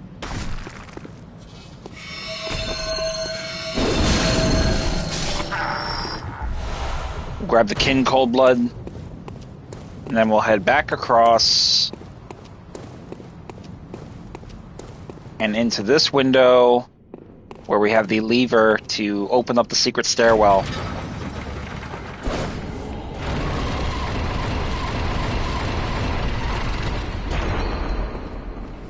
Now we will take the stairwell. Obviously this will take us back up to the upper floor, which is essentially not really where we want to go. We want to go to the ladder. So essentially go up the stairs, go up the ladder now. Now it's coming back to me. I also lost my memory there for a bit. Head up the ladder and then make your way up. And then across. Open the chest real quick. Warm blood gemstone. You can sell this. We got one of these already. We don't need another one. So run across, and then we're going to go over here and get this nightmare real quick before we go face Martyr Ligarius.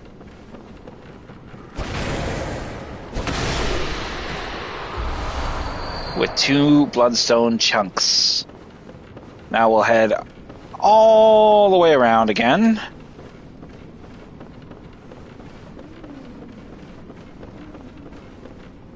And then up the stairwell of this castle tower,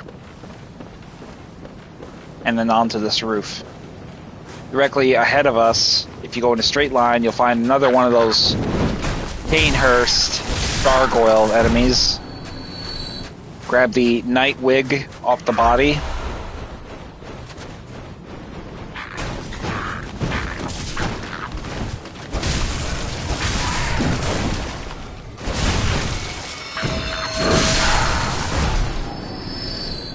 And that'll do that. Grab the twin bloodstone shard off the body if one of them drops it, if not both. And then we're going to drop down over here carefully and make our way around these spires across this roof topping. Drop down on this spire, walk around to the right. And then drop down. Directly ahead of us. More kin cold blood. Ascend the ladder and prepare for battle against Martyr Ligarius. Now, if you recall from the previous stream, Martyr Ligarius is a very imposing enemy. His main measurable talent is use of magic. So you'll find a lot of the Executioner's powerful magics among his arsenal. Mainly summoning of damned souls, as well as orbs of energy with an explosive damage radius. Once you get him to a second or a third of his health, he'll change up tactics, start employing use of a sword and his scythe. There is a spell he will cast to basically summon multiple swords, which will strike at you, and also have an explosive element to top off each attack he executes. So essentially, you just really want to try to keep him from using that to the best of your ability, if you can. If not, just try to outpace him and outweigh him. You can parry his attacks if you are good with your shots, so just bear that in mind when you take these shots at him. Time your shots before he swings his sword or scythe. Avoid his magic if at all possible, as it can be pretty overwhelming.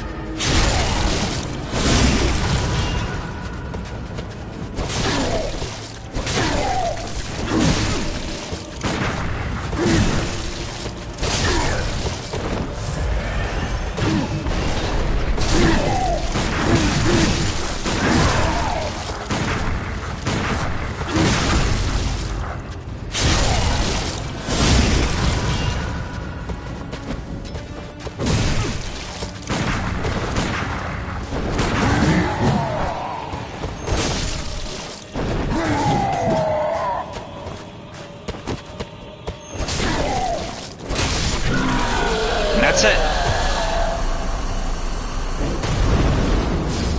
So with Martyr Ligarius defeated, we now gain some insight. We got over 100, almost 120 echoes from him. So, and then we also got a lantern access, and we have access to the Crown of Illusions. Now, in order for us to open up the hidden path, obviously we need to wear this damn thing. So essentially, we're going to just put on the crown and immediately approach the wall. The path will open to us then. We can take it off, and we can sell it when we get back to the Hunter's Dream. So, entering the Cainhurst Castle on the left, you'll probably have some things you can grab. I'm not sure exactly where in location, because I forget if it's higher or if it's lower. I think it's going to be further inside though. So we'll head in here. I claim no subjects, but here lieth our throne. Kneel before us, or get thee gone. So we'll go ahead and light the lantern. Then we'll go ahead and kneel. Visitor. I, ruler, yet what is it? Well, and so you can pretty much swear pretty much the same thing from the other one. Essentially, you get that privilege. Now we She will give you Madman's Knowledge. Now, what you can do is offer a blood dreg, and this I think will get you an emo, or it'll get you higher in the registry. So let's try it and see what happens. So offer a 1 blood dreg. Thy gift pleases us.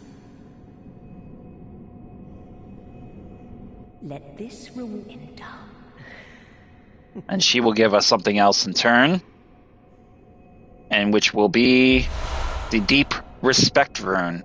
So essentially, we got a new rune, we got a new emote for doing that quest line. We await for the. So you can essentially give her more of them, and it will basically be the antithesis of exactly that. You'll get more resources. You won't get more resources, but essentially you'll get, higher registry in that sense. Obviously, we get the unopened Cainhurst summons. We don't really need to worry about that because we've killed Alfred. So we pretty much are done here. There's nothing real else for us to do. So we're going to head on back to the Hunter's Dream now. And get into the next fray of our action with Time to Spare. So first thing we're going to do is enhance our power. Very well.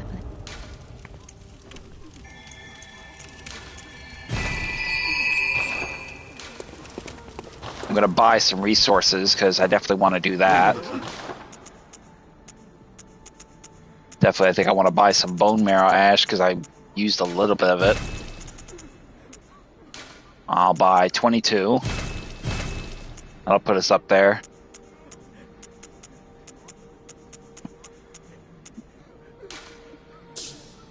And I think that'll do it for now.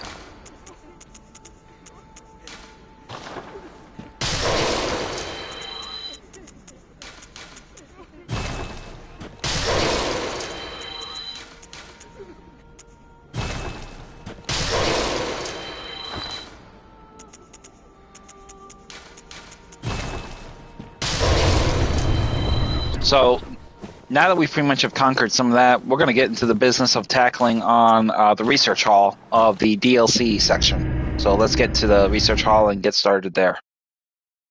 We pretty much already have a good head start on it, at least in some measures. So essentially we got some of it pretty much already established.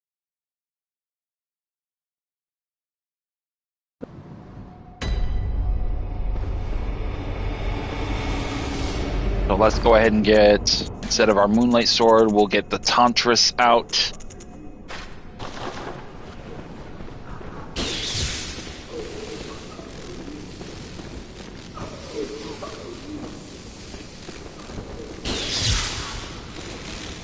We don't need that actually, not yet.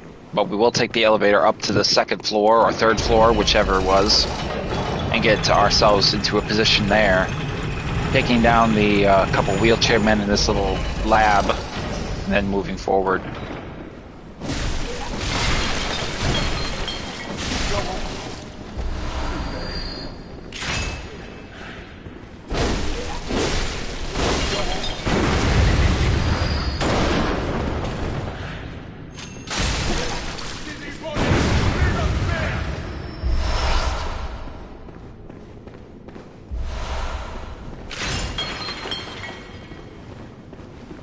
Now, essentially, I'll come out here slow and I'll backstab and get rid of this church servant here.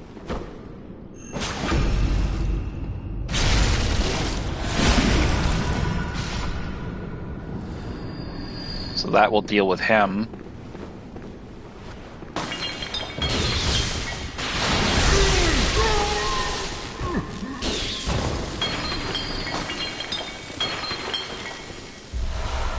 Over here, I have Madman's Knowledge. We'll grab that.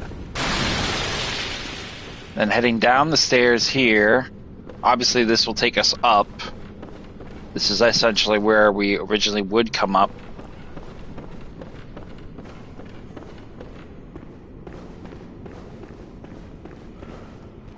What we want to do is get up there with that hunter, so we're going to need to go back into this lab here and then take the elevator.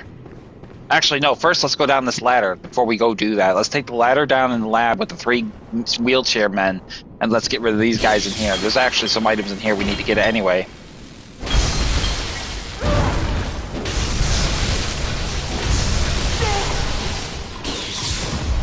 Grab the decorative hunter garb over here.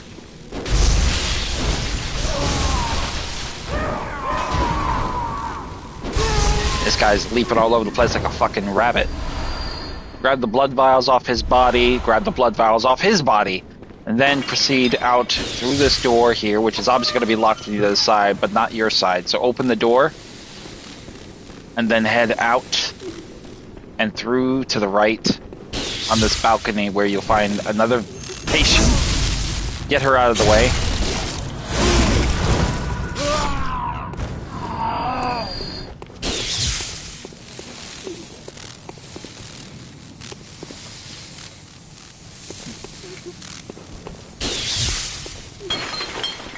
Directly further ahead of us will be more patients with items in question.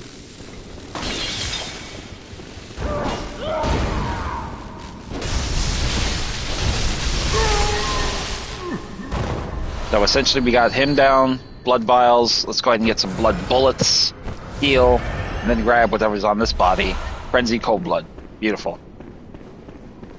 Now we will take our detour up the stairs here. Obviously the hunter is going to be above us. Essentially that's the one we want. But this is essentially the path that's going to lead us to this entry up here. So this is the one we need to remember. So how do we... Now we need to work on getting that elevator... we need to work on getting the stairwell lifted with that little turntable above us. So we're going to ascend the ladder again. Obviously there's nothing more further for us down here, so we need to ascend the ladder again. And now we will take the elevator to the right. And we're going to dive roll out this little passage here the second we see the opening. Oh, right there is where it was supposed to be, but unfortunately we were too late, so we're going to try it again. So hopefully this time we'll get it. And yep. There we go. We're in. Now, effectively, we're on the balcony where we need to be. The hunter is there. That is essentially our goal. We're going to go real slow. Matter of fact, we're going to take the added measure of having the lead elixir available to us.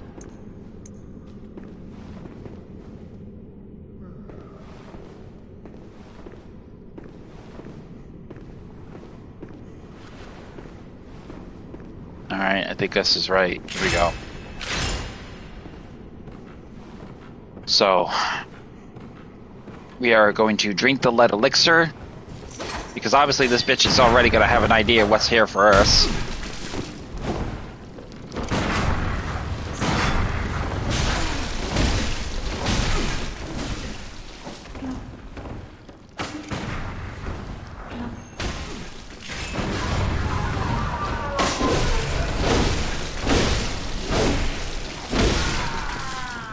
Goodbye, asshole.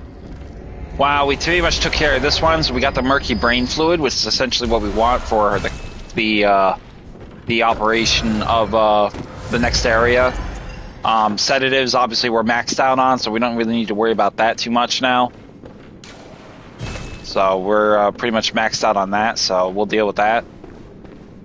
What we will do, though, is head... I don't know if we can do this. Oh, wait, no, we can do it. All right, elevator just dropped down there. So let's take the elevator back up above us. Now we need to get the upper floor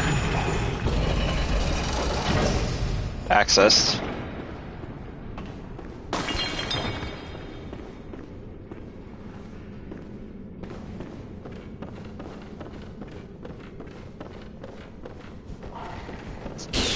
Get our Tantris ready.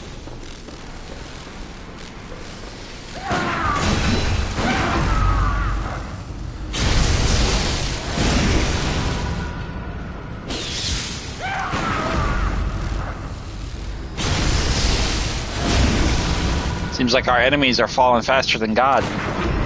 Man, this guy's taking like visceral attacks up the ass, hasn't he? A dirty, damp blood gem. And now we can navigate our way up the ladder. And we will have ourselves ready with some throwing knives.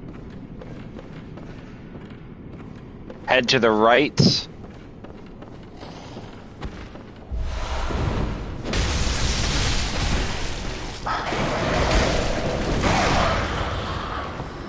Get the crow out of our way.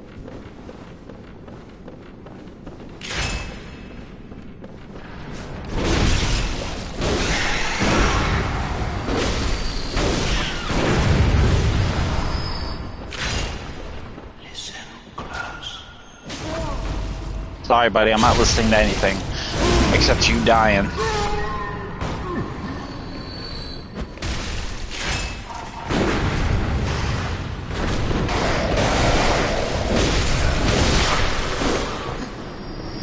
So now that we pretty much have dispatched the ravens and the other enemies in this vicinity, we're going to go ahead and make the measure of dealing with that turntable. We got the resources, we got the enemies dispatched. So we're going to head over here and, like we did in the first run, turn the clock tower's gears. And have it take us up.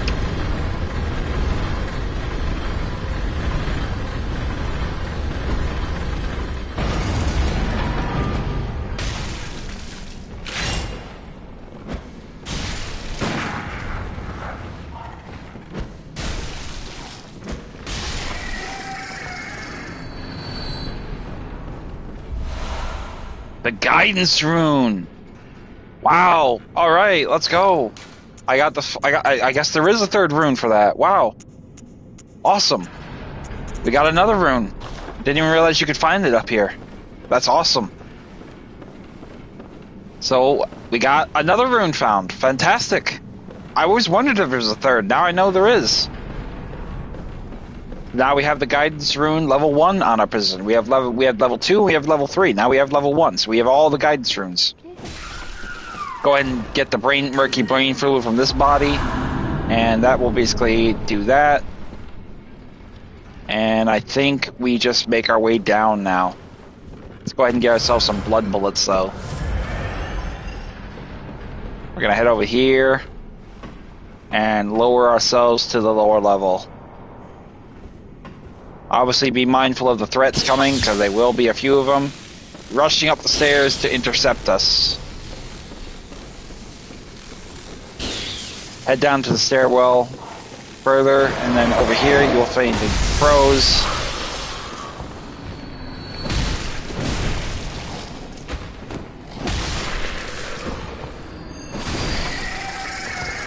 Dispatching the crows, open the chest, and inside we will find another gemstone. Then we will double back, head up, and then proceed around. And there will be our other gem. Here be okay. Here we go.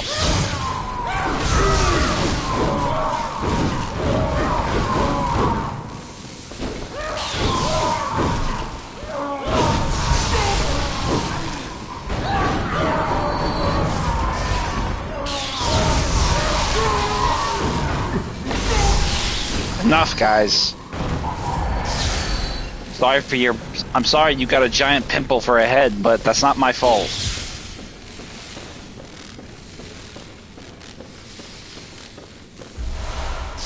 Blame yourselves. You're the ones who decided to let them stick a foreign substance in your body.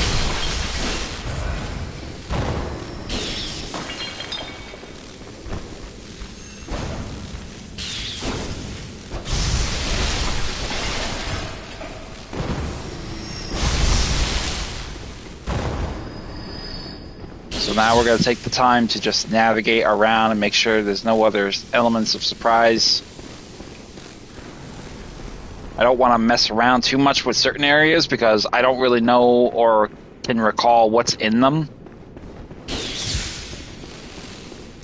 Here's a damn doctor again.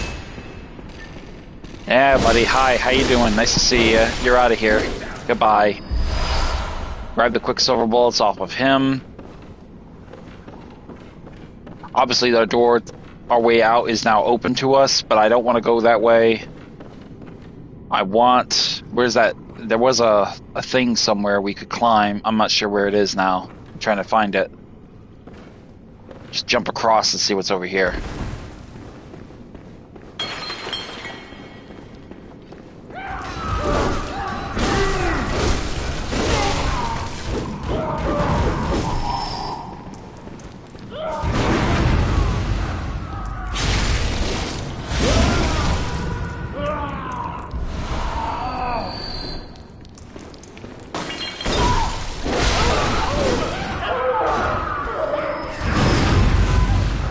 Goodbye. Done. That's right, scream, bitch, scream. You're a pain in my ass.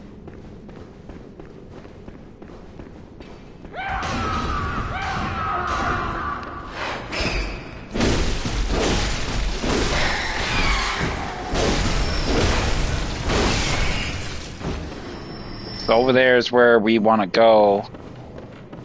I gotta get over there. I don't know how. See if I think I can access it now from this balcony. Can I? I think so. Let's try. So we're gonna head over here, and now we're gonna access this balcony, which was previously not accessible to us.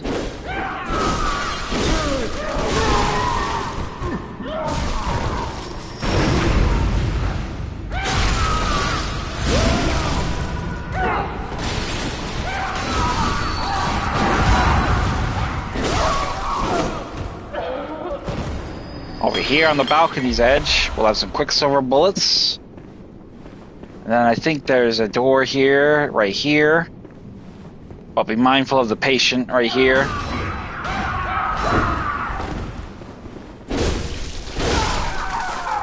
Grab the underground cell key. Now we can access a lot of those rooms that were previously inaccessible.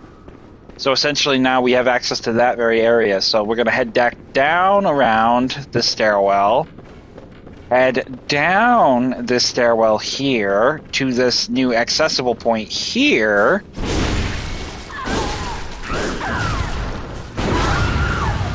Dispatch this enemy here. Grab the lock shield accessible weapon there.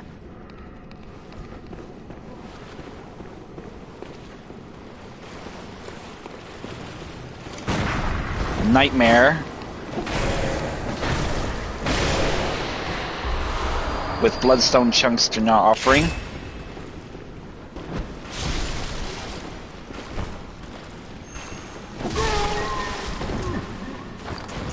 We're gonna go ahead and put on our medicine.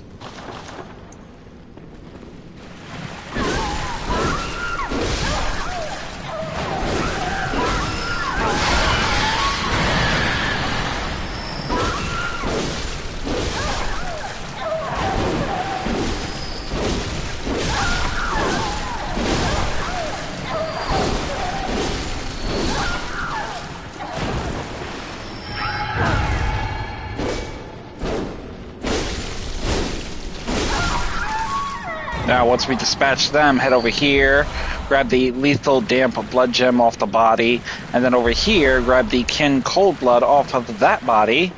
use some more medicine, heal, dispatch these enemies.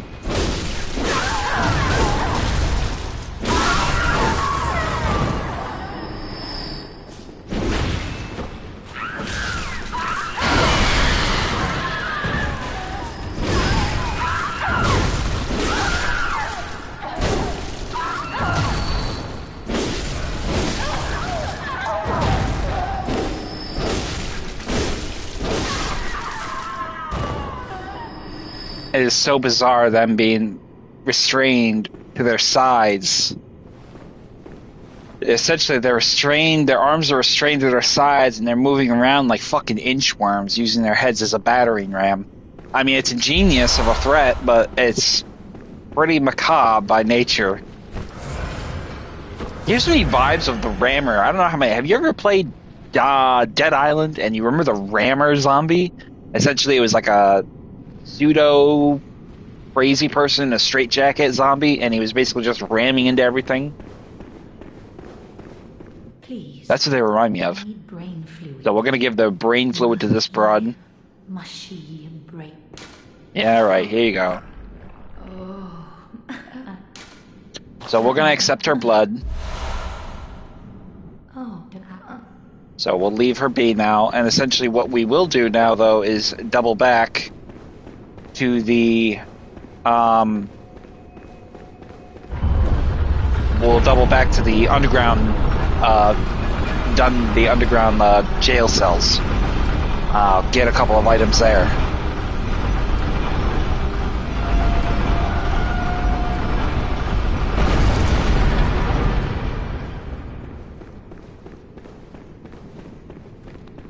So we're gonna go ahead and get rid of these rats first.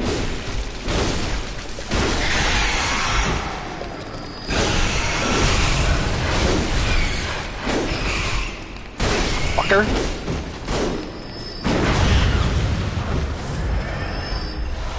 Get a poison knife off of him, and a poison knife off of him, and then we're gonna head down the stairs into the dungeon.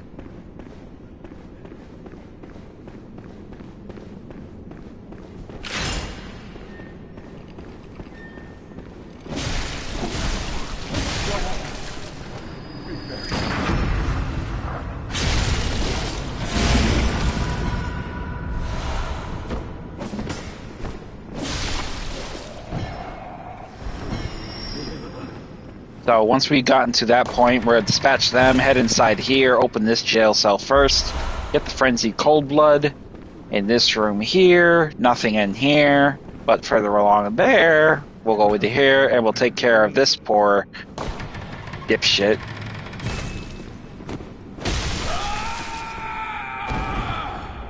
Why are you bashing your head against the fucking wall, buddy? Hakem, his name is. Hakem. I'm pretty sure we didn't forget that there is a church hunter, a Yargul hunter with a church pick in his possession in this room here.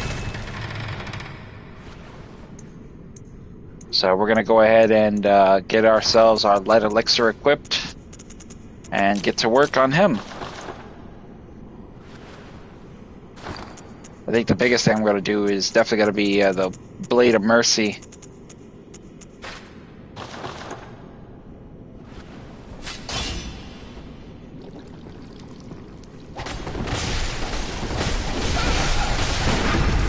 No, you fucker!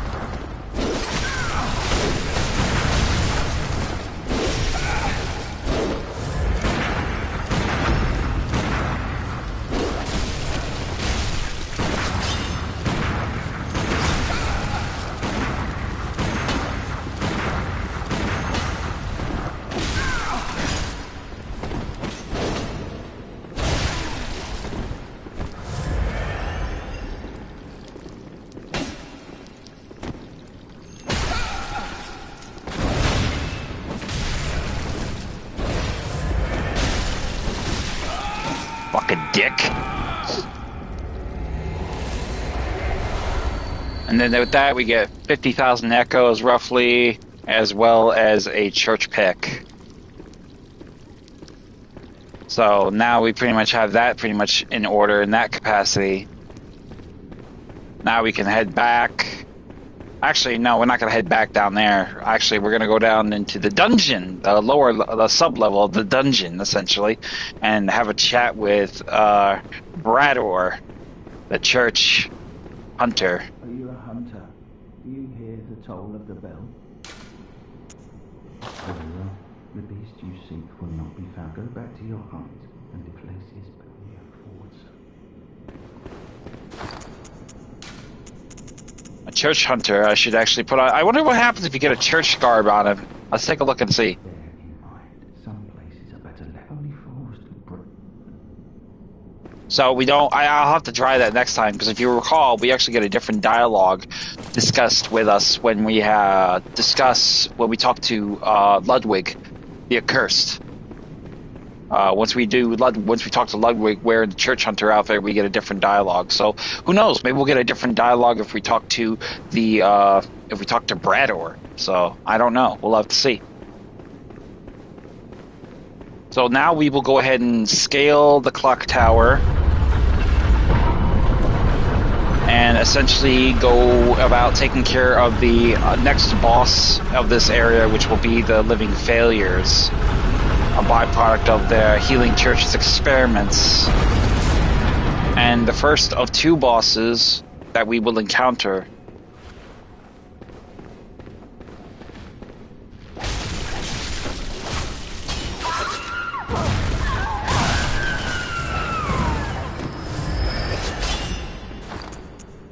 So we're going to go ahead and get us the Simon, we're going to go ahead and get the Tantras ready. And then we're going to go in and talk to her, see if she needs any mercy blade fluid yet. There you are. Don't be greedy. As they say, I shall... Fear the thirst for blood. Fear the old blood.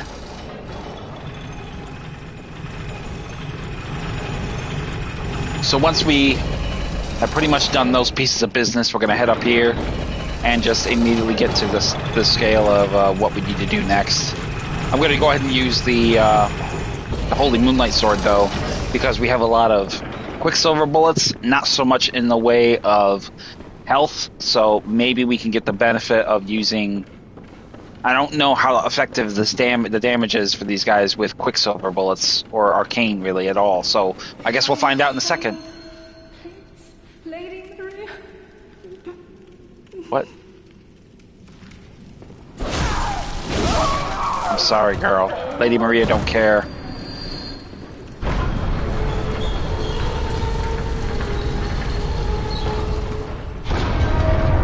So here we go.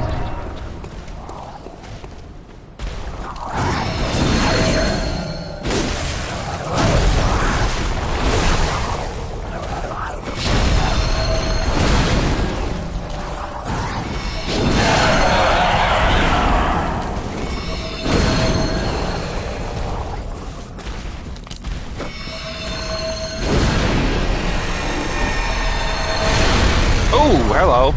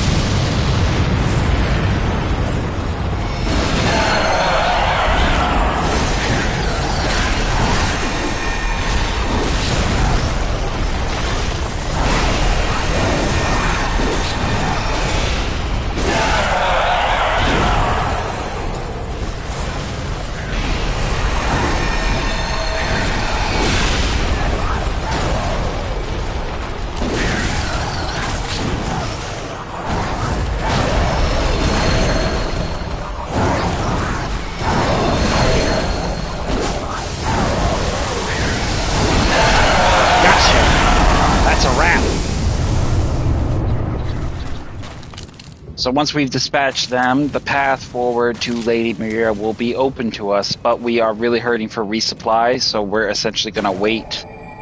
We are going to go ahead and take a detour, though. Let's go back to the Hunter's Dream. Let's use up our energy that we have for the Blood Echoes, and then we'll get back into this fray with basically going after Lady Maria.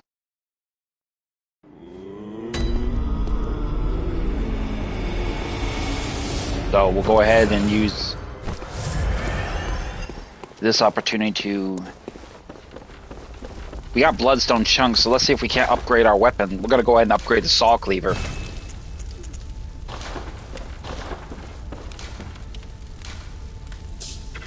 We'll go ahead and get a bloodstone chunk. Get 3 of the blood elixirs. And 8 of the throwing knives. You know, as much as I'd like the idea of having all this extra thing, I'm going to definitely go back to using my runes. I want to get some blood echoes, so we're going to put on our echoes for this job. We're actually kicking ass pretty good, so I want to take advantage of it. So let's see what we get with the moon rune, more blood rune, more echoes with visceral attacks, and essentially go from there. And then we'll go ahead and we'll also add the impurity rune. And then we'll get an upgrade. Matter of fact, do we have any insight? Madman's insight? We got 1. And that one.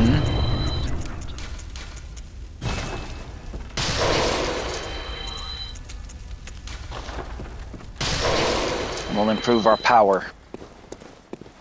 Welcome. What? Very well. So we'll go ahead and do... We'll do with the arcane. So we'll go with that. And now we'll go back and we'll take on Lady Maria. Fast travel to the Lumen Gardens.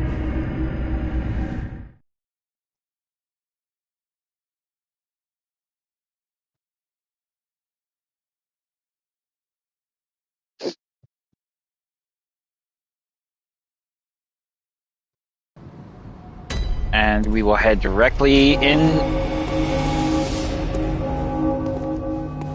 Matter of fact, yeah, we don't need to worry about talking to Simon.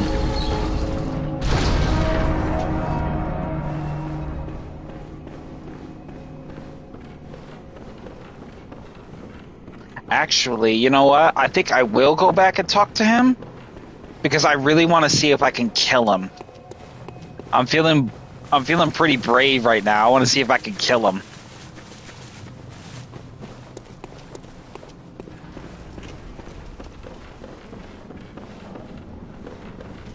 So let's Hi, church servant. How you doing? Nice to see you. Goodbye. Adios.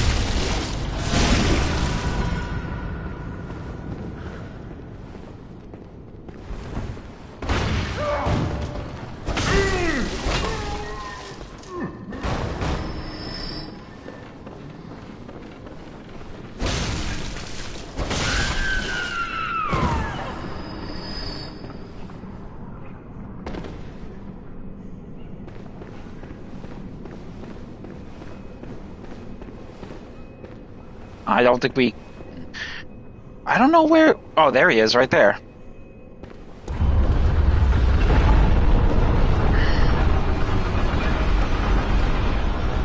I'm not sure what happens to him if we kill him, so let's find out.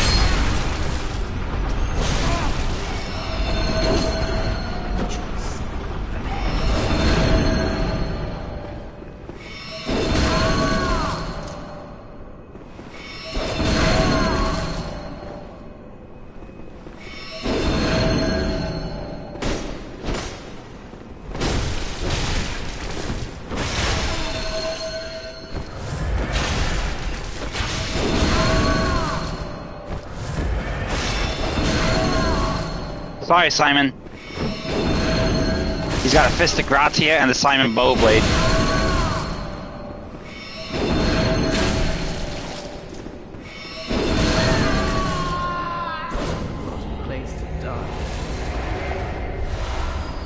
And we actually get his weapon. Okay. Okay. Okay, so we can actually get his weapon by either completing his quest line or not completing his quest line. So that's actually quite good. I'm surprised. I didn't think there was be that simple or be that easy, but hey, I'll take it. Thanks, Simon. Sorry I had to kill you, but, you know, business. It's a bitch.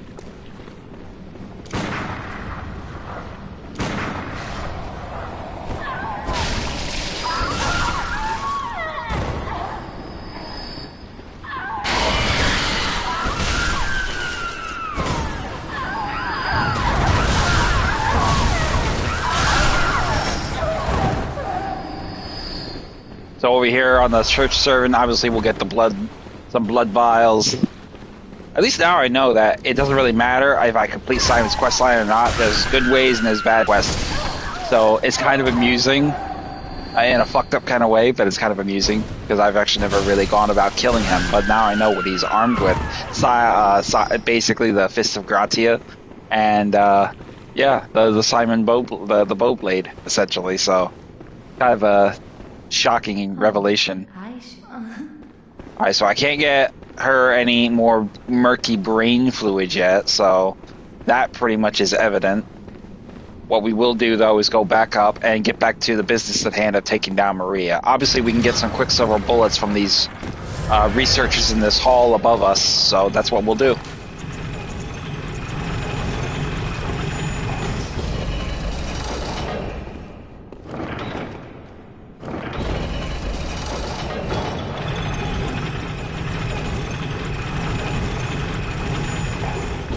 So as soon as you get off the elevator, immediately engage them, kill them, get whatever they drop for you.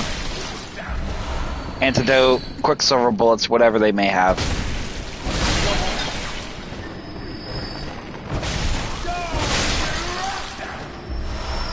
Beast blood pellet, I need quicksilver bullets. Okay, there we go, that's better.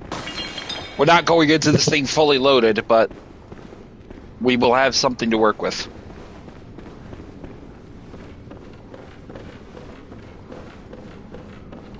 Now, if you recall from our previous playthrough, Lady Maria has 3 stages. The first stage, she will obviously use her most basic attacks in the form with her weapons of recoil and the adage of her Evelyn pistol. The pistol will put you in a stun lock state, which she will immediately try to close the distance and do a visceral attack to you and kill you outright. Stage 2, she will enhance her power by impaling her weapons in her, using her Cainhurst heritage to enhance them with blood magic, effectively making their very short design into very long-range attacks. The third and final stage of the fight will basically consist of her using fire elemental magics with the blood magic. So she's raising the ante each time you basically set about the means and measures of taking her down. So right away, just approach her and have a little chat.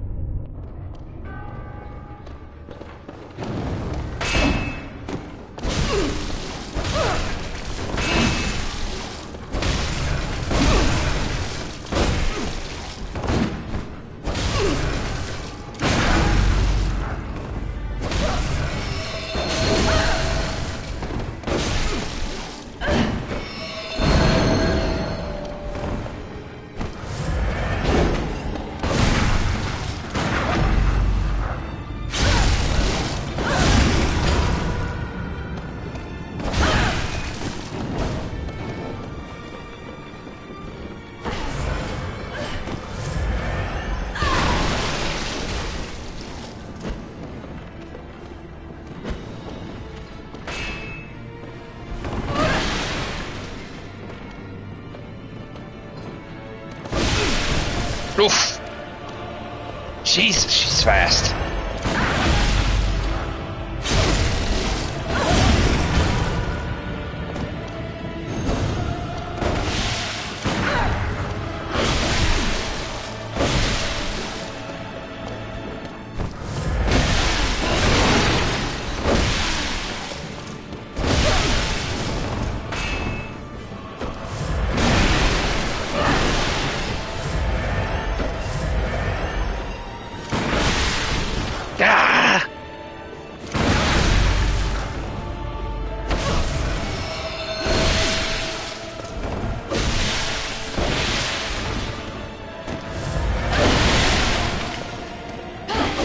You destroyed your chair, girl. God damn, dude.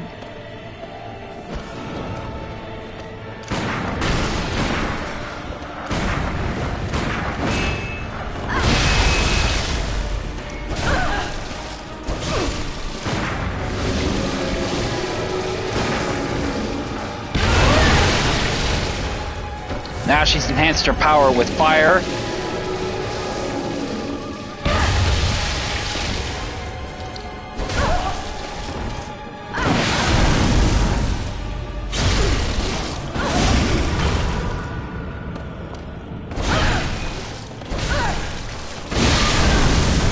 And that's it, girl.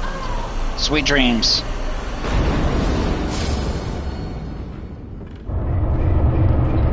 We'll get 100, almost 200,000 echoes from her.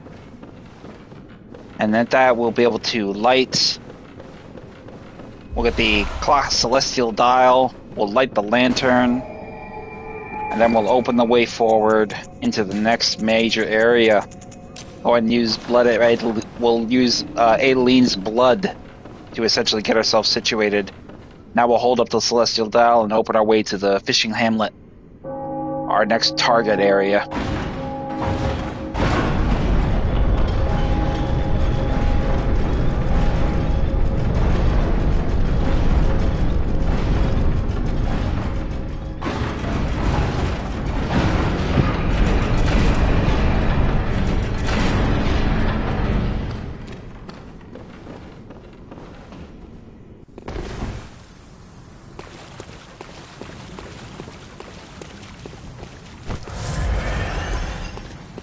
Directly to our right will be some lead elixir. From there to our left will be some madman's knowledge.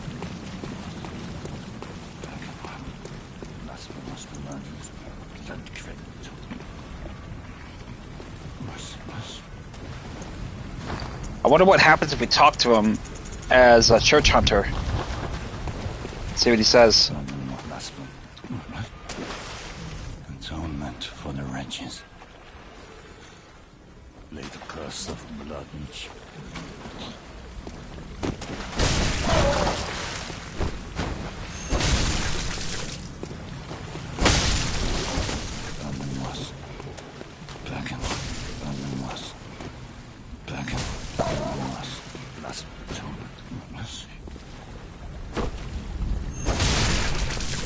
Nothing really comes out of taking him down. It's very bizarre. I don't know why they would have it this way you could take him down.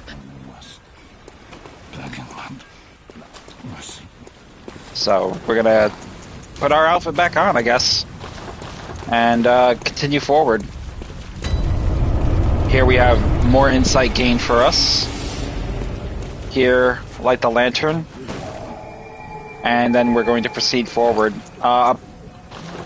Yeah, use a Tantris for now.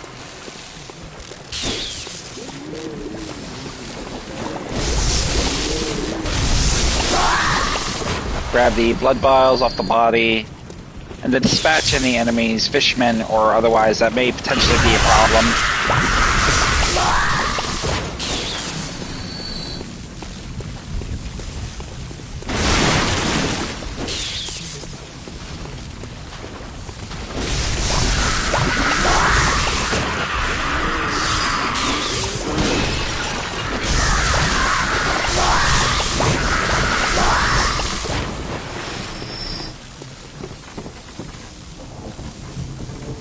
Heading up here, we'll dispatch this one. Easy and quiet.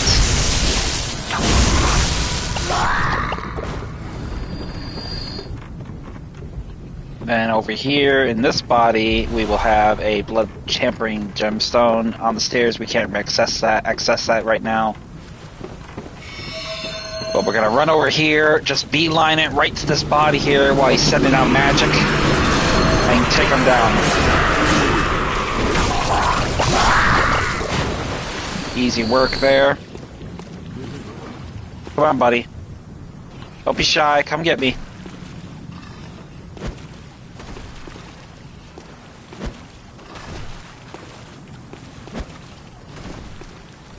Come on. Come and get me. What are you waiting for?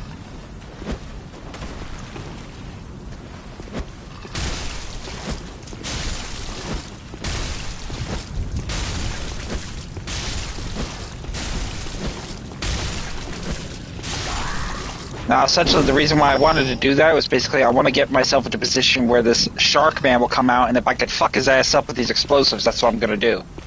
But I need to lure him close enough to where he's going to be a problem there. So we need to get him into position here. Fuck. Damn it! You fucking son of a bitch.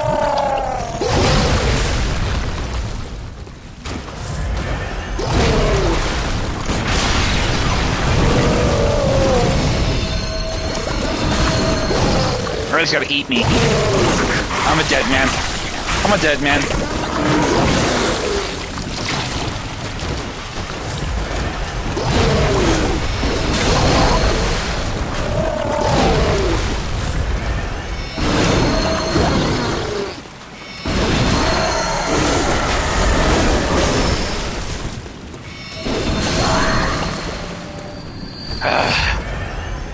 I was really hoping to do that differently. It worked the last time, but this time it didn't work too well because I fucking didn't... I was trying to get him closer. I think I had him right positioned, but I just didn't trust it enough. I need to do better next time.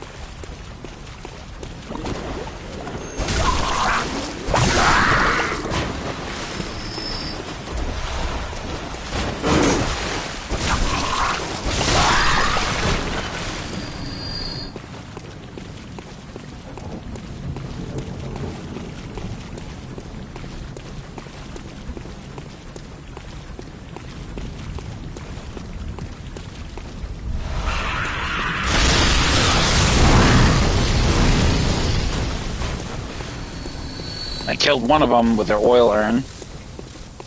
So I'm gonna head up here, grab the Great One's Wisdom. Basically just grab the essentials of items that are up here that I could get to before. Head around here. You'll see a ladder there, and then we will head into this area here. But be wary of a trap.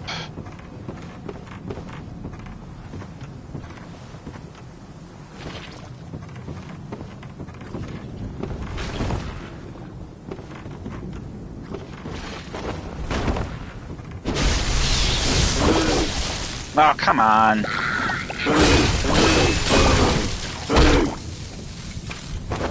Fucking jerk.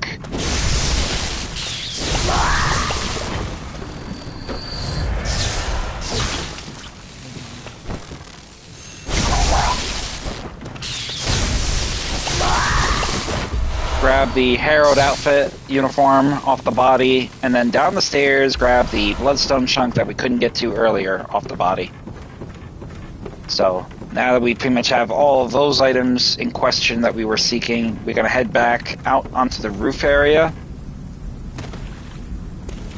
And we're going to head down into this passage here. Now, two things we're going to need here. Number one, we're going to need our blue elixir. Wait. Asshole.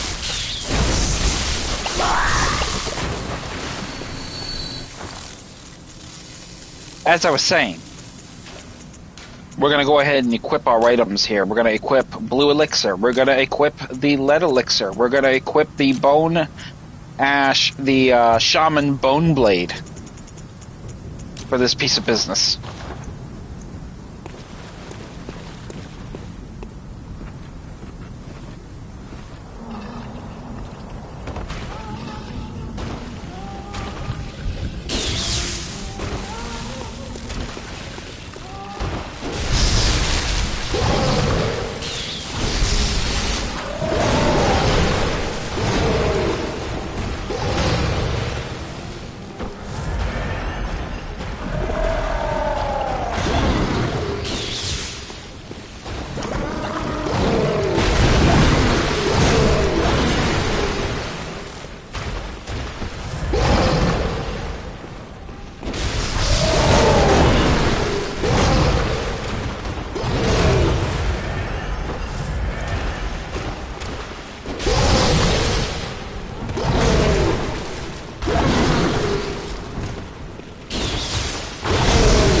Damn it.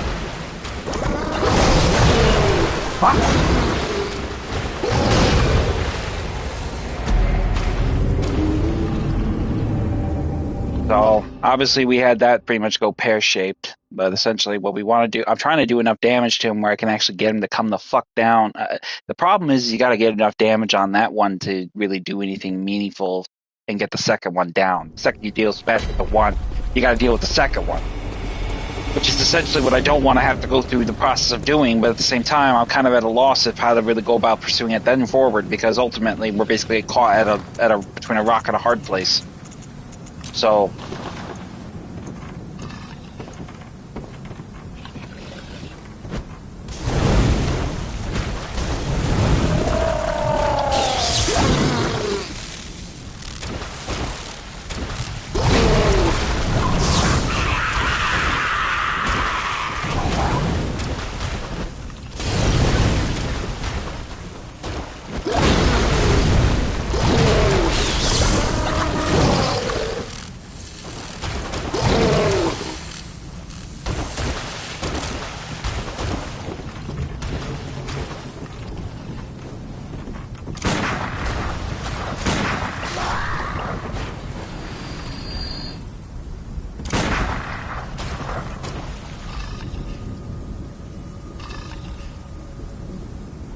I wonder if we could use the blood cocktail to get his attention.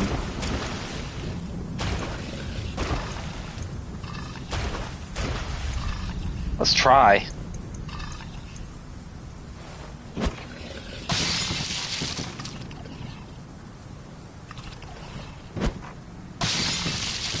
What the fuck?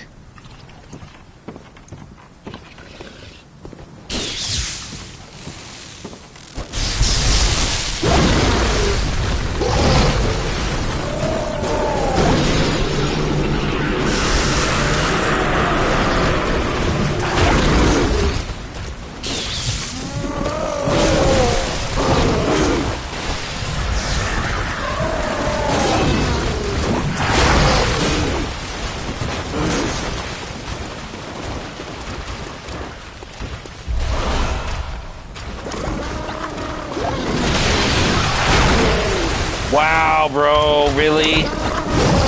Oh my god.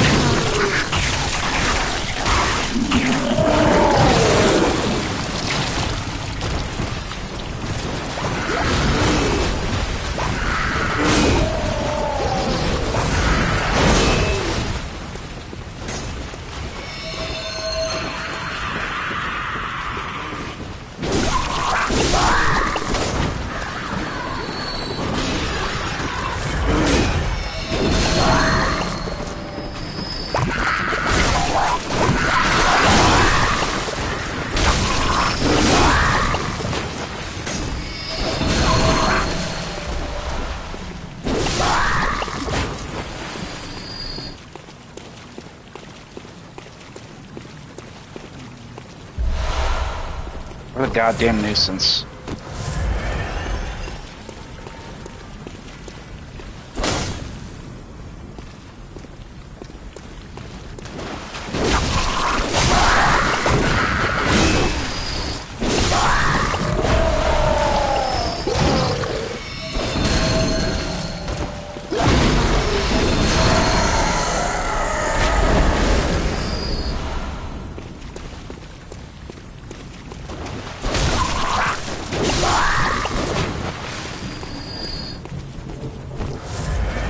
Alright, let's see if we can't do this time.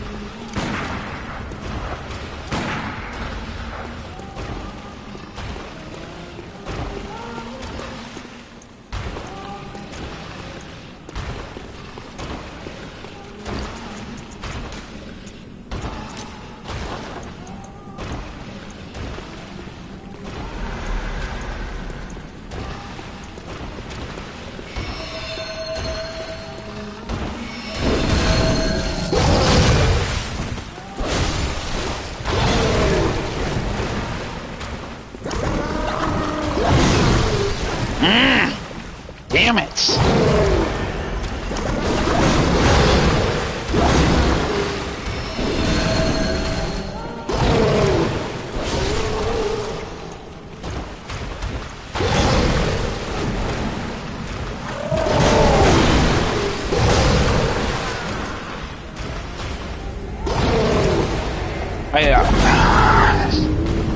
I wish you could just get this son of a bitch to come down instead of this fucking hokey ass shit where you gotta damage the one enough to trigger the other one to come down. I should have been able to like throw something up there, like get down here, and like what the fuck? I'm risking getting killed trying to get the other one damaged enough to where I can get him down here. Why would I want to risk that? That makes no sense. I mean, they're making that way more harder than it needs to be. I mean, especially if it makes more sense to lure the one down, then get the other one to come out. But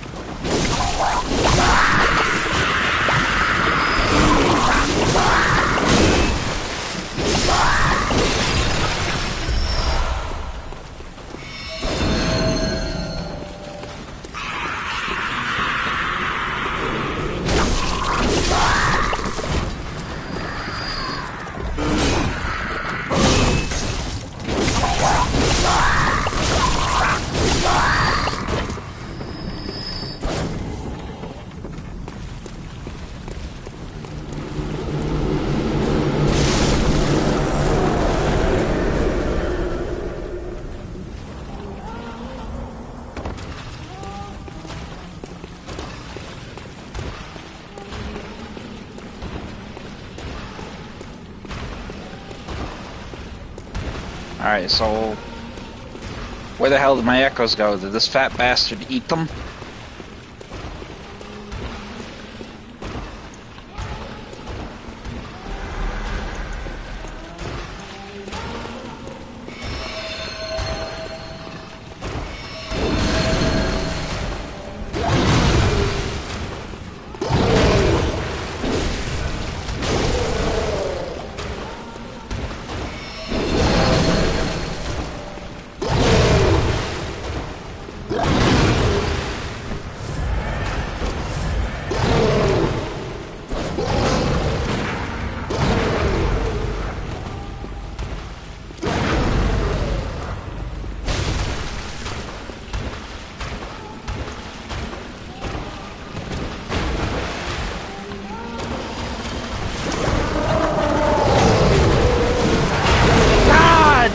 Man!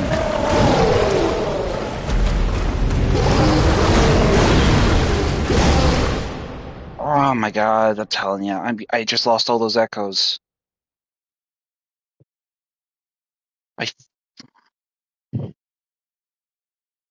I'll tell you.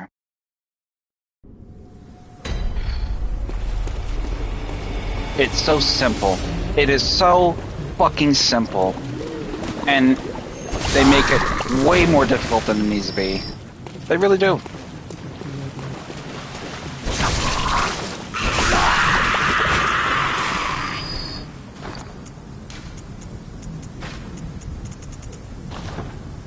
I'm at my wit's end with how I even wasted a shaman bow blade, but because this asshole decided to fucking just like immediately just dog pile like right across the way.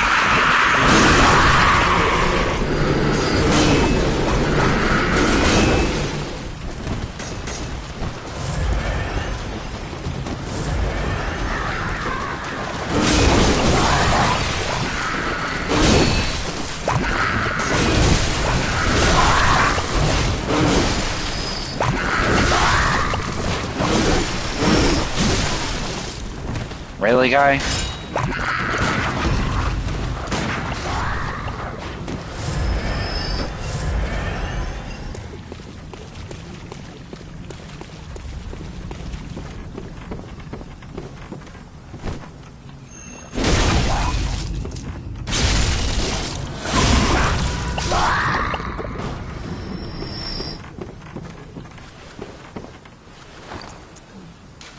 So let me try. Fuck! At this point, I'm ready to try anything. I can't make up my mind what kind of strategy I want to employ because I'm not really having a hard. I'm having a hard time with an effective strategy that isn't gonna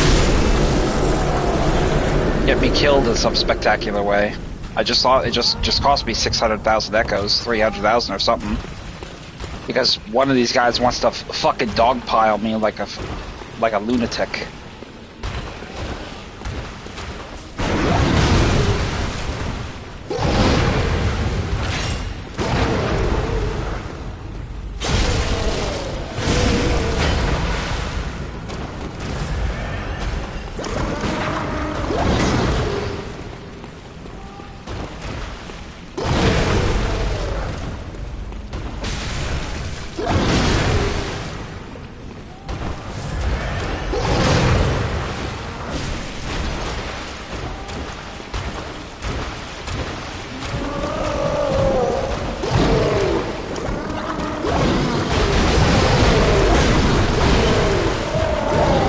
That's right, fight it out amongst yourselves, you fucking dicks.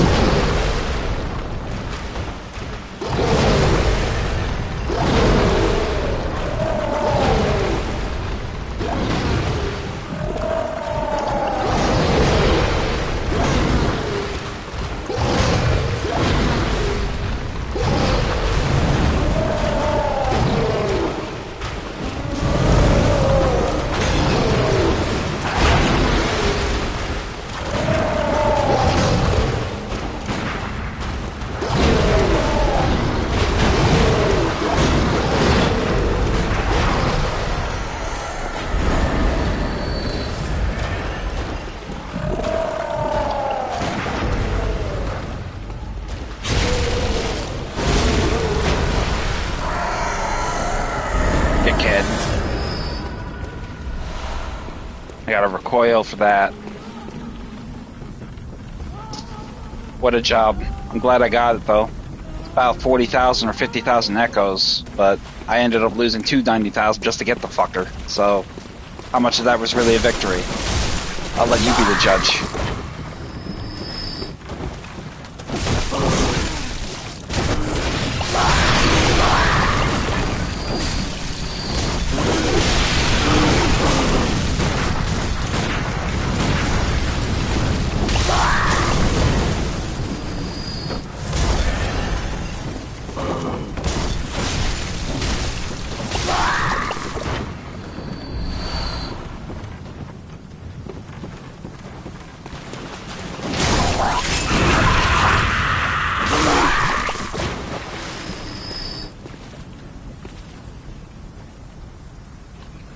Swear to God, I get so annoyed with the emotes, and it's being triggered because of the motion sensor. I wish I could disable it. Maybe I'll look on the controller. I'll look on the controller schemes when I get off the system, and I'll see if I can't disable the motion activated sensor. Because I'm sick of doing it. Sick of dealing with it. Come on, dog. Come on out.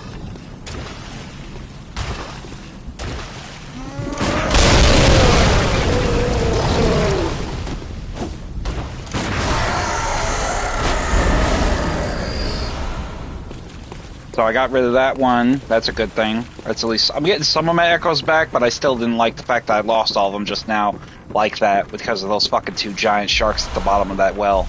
But that is a terrible one, and I hate fighting them because that is essentially the reason why.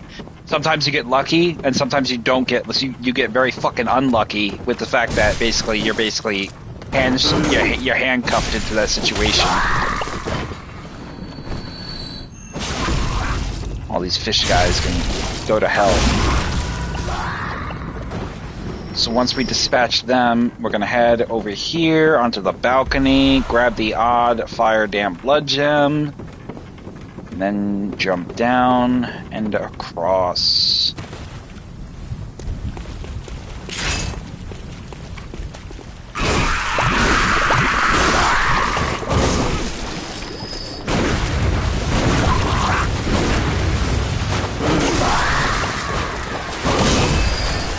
Motherfucker.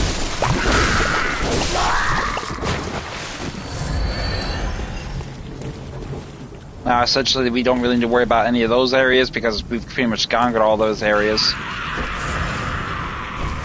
But I want to go back a little ways because I know there's some enemies here that we can dispatch again. Hopefully we can get some Quicksilver bullets or some blood vials because I know we exhausted some of our resources here with this bit.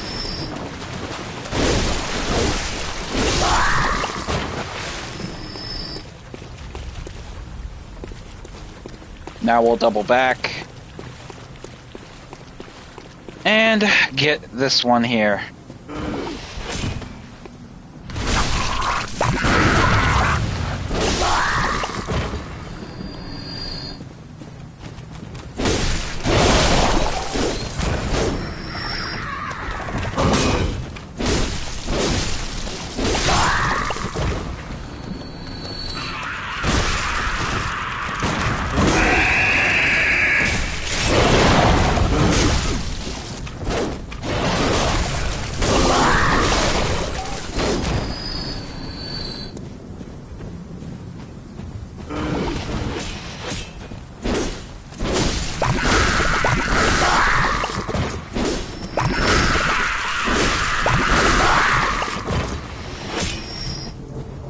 Now we're gonna run up, directly up, and then directly right, bypass the shark, head directly for the hut. Just rush right away. Run away, run, run, run. Underground cell, inner chamber key. That basically will get us to the Brador.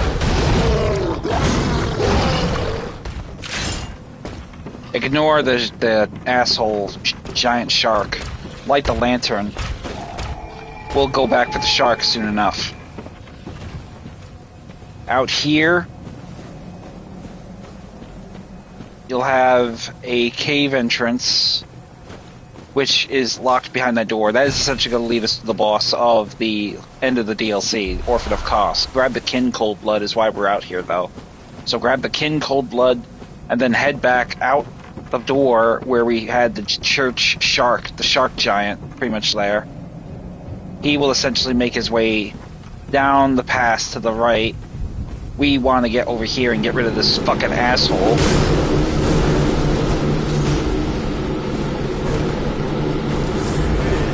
Fucking dick. Stop, you fucker.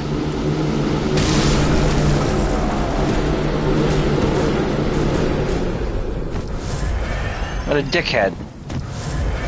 So once we dispatch that asshole and his magics, we can go on and work on this guy. And in turn, the giant shark, the shark man. So we're gonna walk right up, we're just gonna backstab him.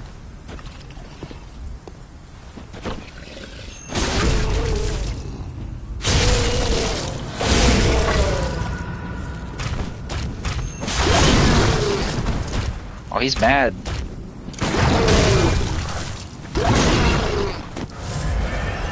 Come on, boy.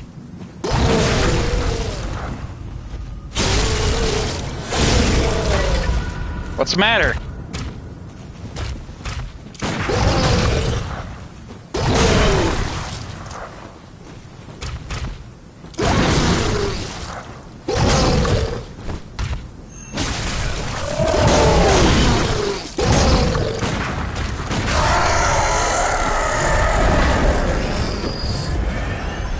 He'll drop 4 blood vials. I really hate the shark giants, I really do. But he's done. That's a good thing. So what we'll do is we'll head over here now, grab the Great One's Wisdom off the body, and then head in this under this dilapidated, collapsed building. I don't think there is anything out here for us to grab. Nope. So we'll head back now. Head up the slope. The shark giant will have come from the right here, but we managed to bypass him. What we want is here. Lady Maria's grave will be here, effectively. Her corporeal grave, anyway. Overlooking the beach, and down there, Kos, the corpse of Kos. Now we have Brador to deal with. So we'll get ourselves ready for his bullshit. He's effectively going to be not too much of a problem, but he will be an annoyance nonetheless. Just use his visceral attacks. Use visceral attacks against him as he uses the lead elixir.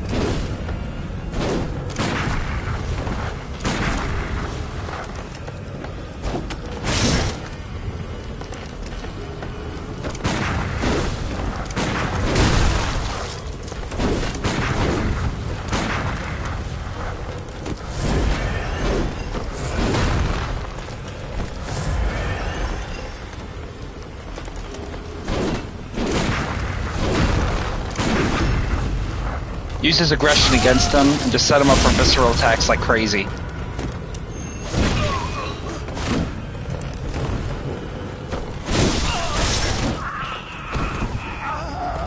That's one. The bloody gloves will be our reward. Heading over here, we will have another one of the church's mages, a kind of mage. I think I would call them mages because they use lightning rods. So essentially, we'll take care of him. And then we can pretty much drop down. I'm going to say we could drop down here. I'm going to drop down here anyway. Head on through to the door to the left of the drop point, and here you will have another one of those fishmen here. Just walk up behind them, backstab them, easy peasy. Blood vials.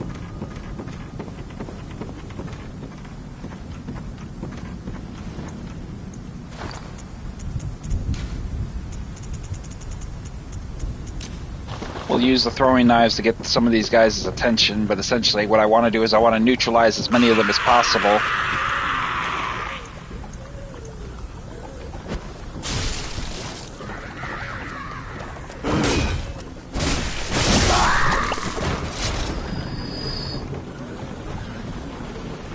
So we're going to walk real slow over here, make sure there's nobody around. Great, let's take care of this lightning boy here.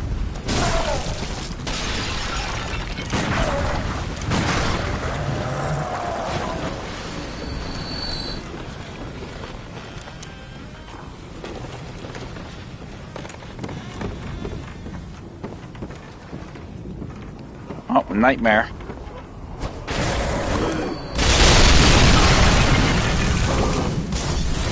Bloodstone chunk for the nightmare.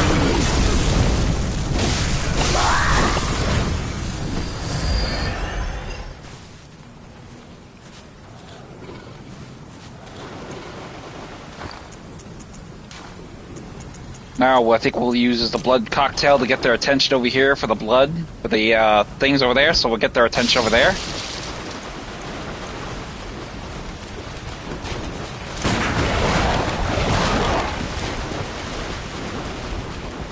Goddamn rocks.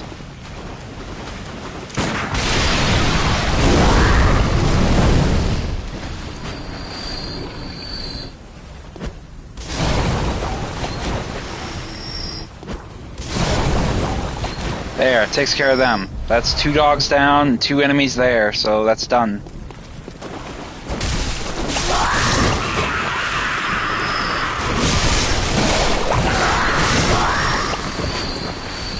Easy. So we got all those works, all those enemies neutralized, get some blood bullets, use a blood vial for healing, get another blood vial, some more quicksilver bullets. Anything they drop you can collect now. Inside here, we'll see if we can get them into this pit where we can detonate this and kill them.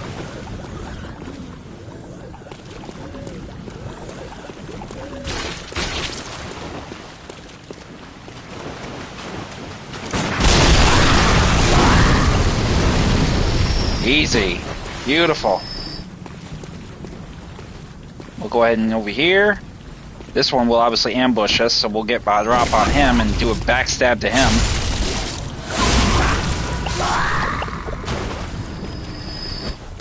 Now we'll get this one's attention. How you doing, homie?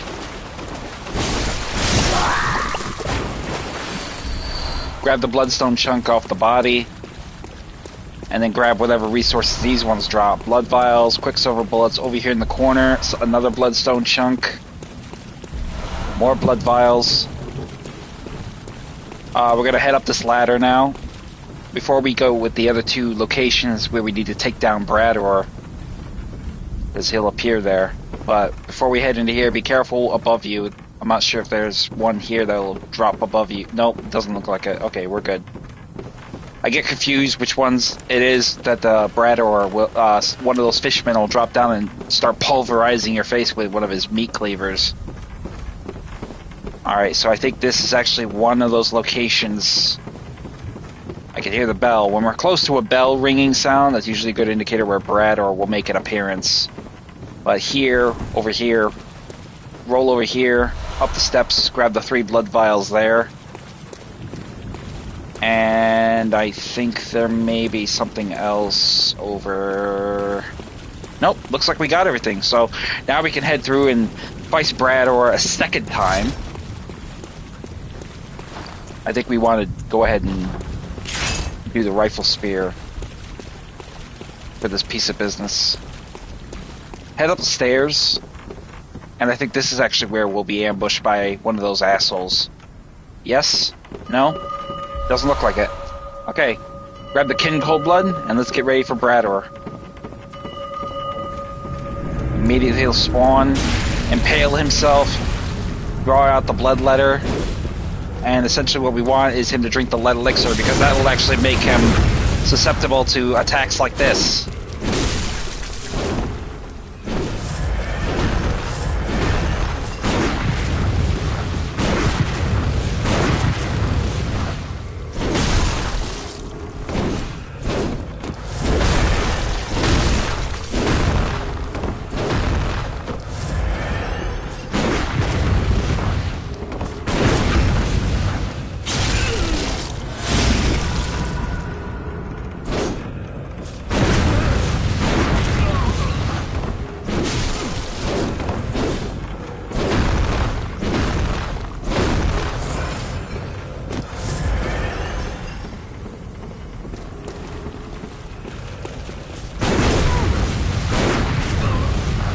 Drink some more lead elixir, buddy. Make my job easier.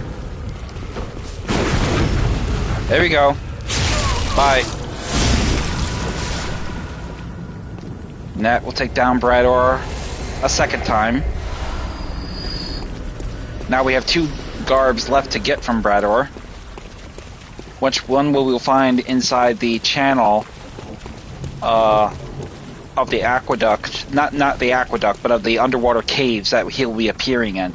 The 4th time he'll appear outside of his cell, and then once we dispatch him those 2 times and we kill him directly, we will get his entire outfit and his weapon again, all over from the beginning, which will be a huge boon for us because we could sell all that for resources for blood echoes. So we need to find our way across now. Up here.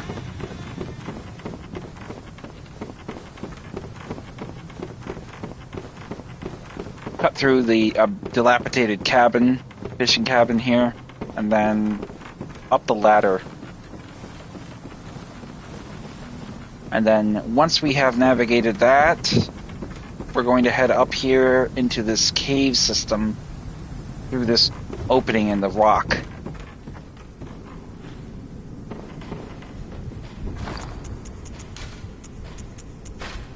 I'm pretty much at the position now where I think I can use this, pretty much use the Beast Hunter Scythe pretty successfully. Oh, you fucking bitch. What an asshole.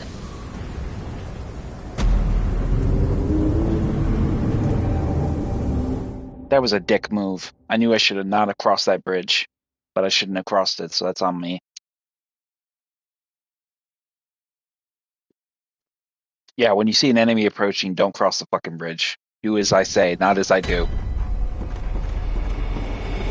So, obviously all the enemies have been respawned, but that's not a big deal because we're not going to worry about them. What we are going to worry about is getting back across this crevice. So, the good thing is, probably the only good thing from that death is essentially we have all of our supplies resupplied.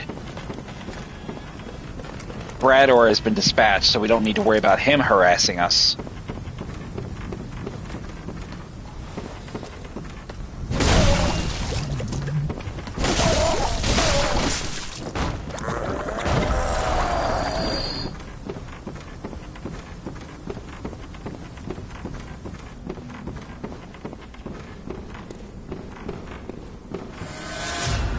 Come here, you fucking dick. Come and get me.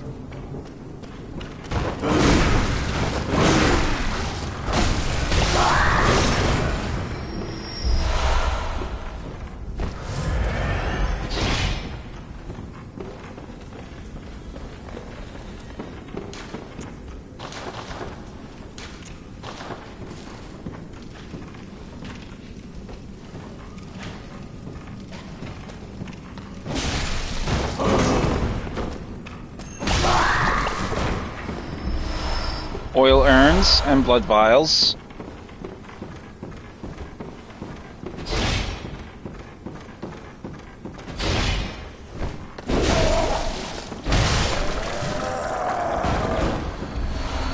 And then we have those. Now we'll head over here where there will be another one. I guess I could probably take away the air rune because at this point we're not really getting any echoes. But before we get further ahead of us, we're going to open up the gate here to this other area, to this back area, so we got another entrance in.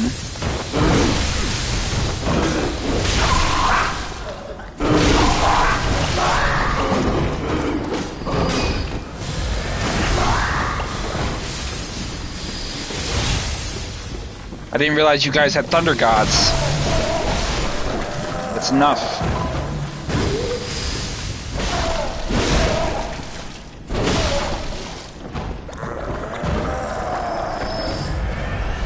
So taking down those guys will alleviate pressures for any lightning attacks they may invoke on you, especially when you're trying to engage the more melee direct enemies. Damp bolt blood gem will be there.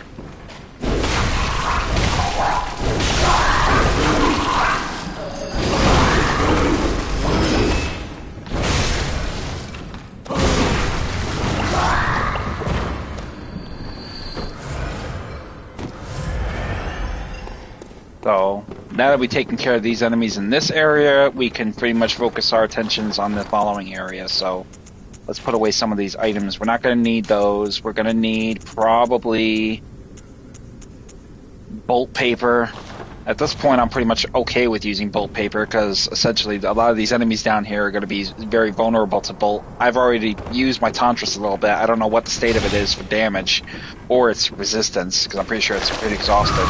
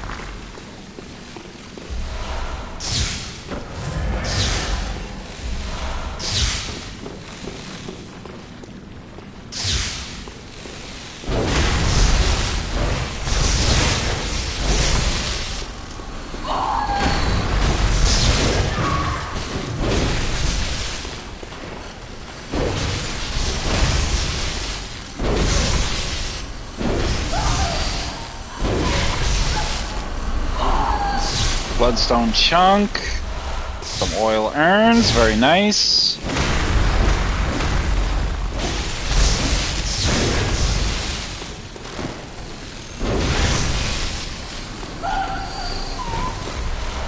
Twin bloodstone shards.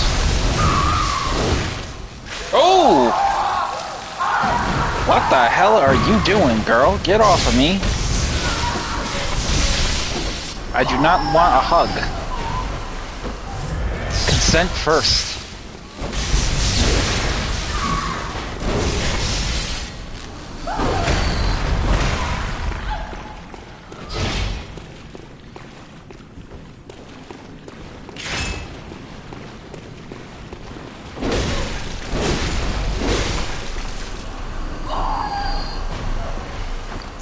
I think I will definitely take this opportunity to use I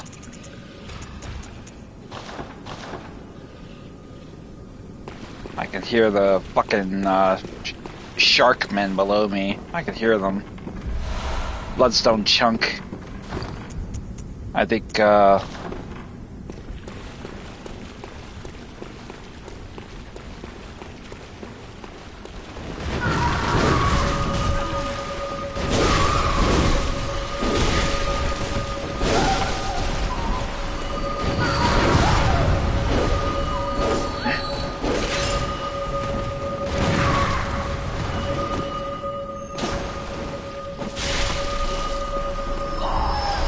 Fool's Damn Blood Gemstone.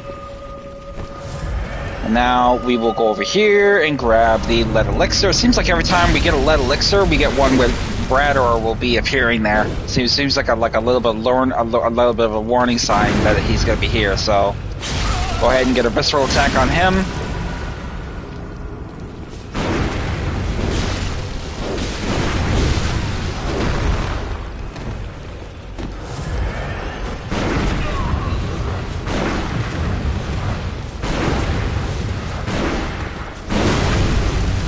Nope. Sorry, Brador. I know your game. Goodbye, Brador.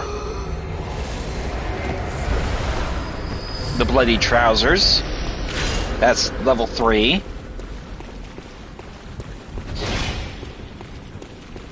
Now, essentially, I'm rushing forward because I want to dispatch this asshole here.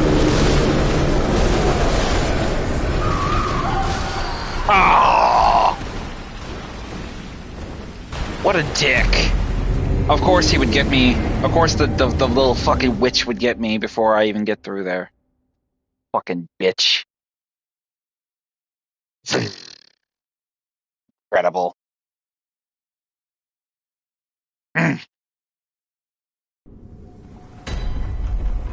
Alright.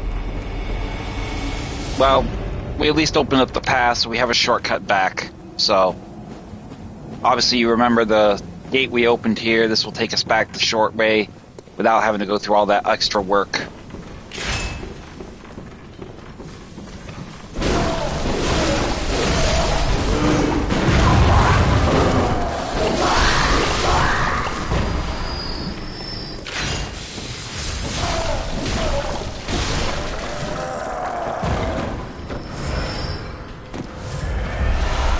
So we essentially have pretty much avoided that issue. We're not going to really worry too much about the other threats below. We're basically just going to get ourselves through here fast as possible. I'm going to switch from the Beast Hunter Scythe to the Beast Cleaver. Saw Cleaver, excuse me. I was thinking I don't know why I thought Beast Cutter for a second there. Oh, let go of me, girl. I do not want a hug. Get it from somebody who gives a shit.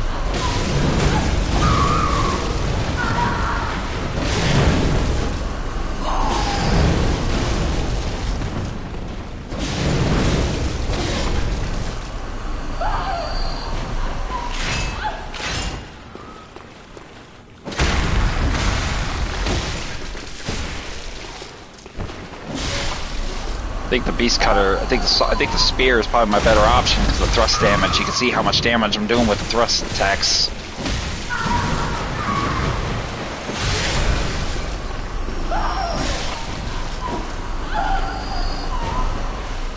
Why are you bowing? I really gotta disable this fucking motion activated thing.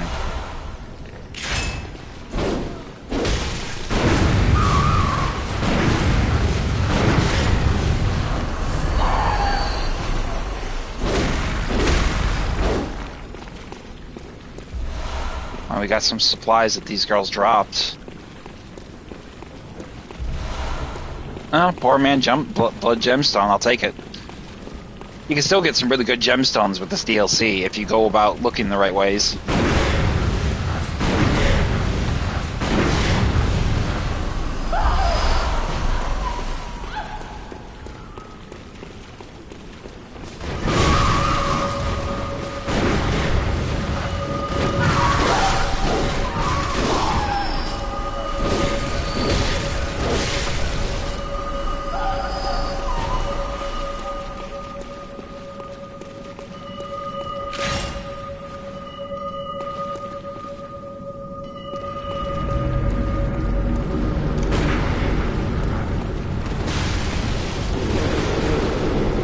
Why the hell is he here? I already took him out.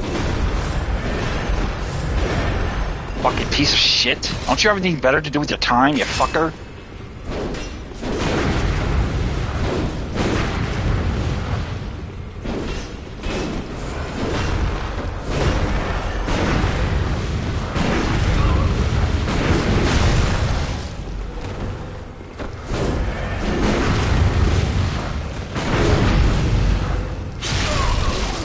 I just took you out.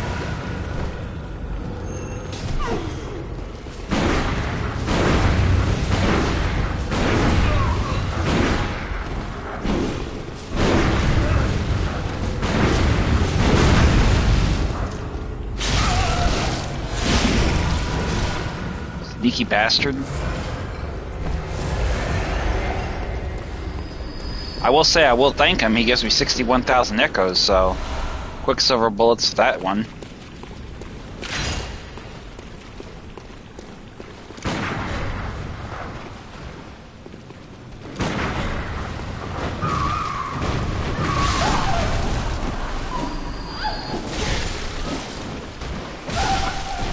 Give me back my echoes, please.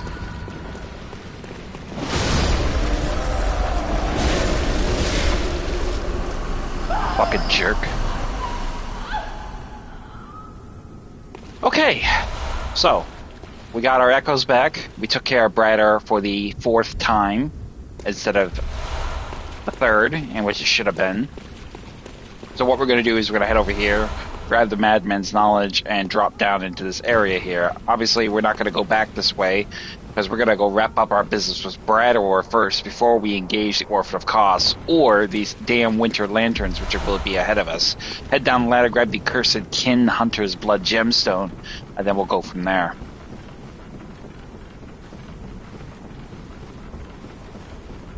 Heading up here, grab the Great One's Wisdom.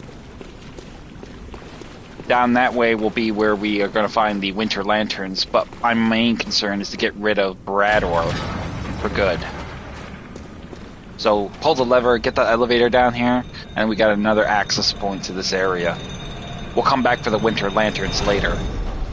Let's get rid of Brador first.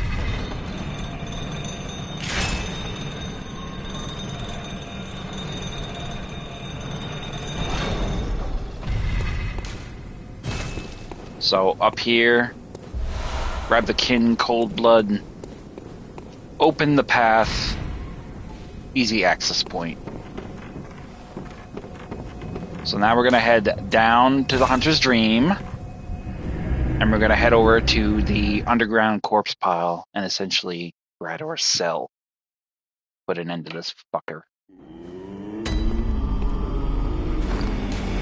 But before we do that, let's get another upgrade, because I think we're close for another upgrade, so let's go ahead and use that.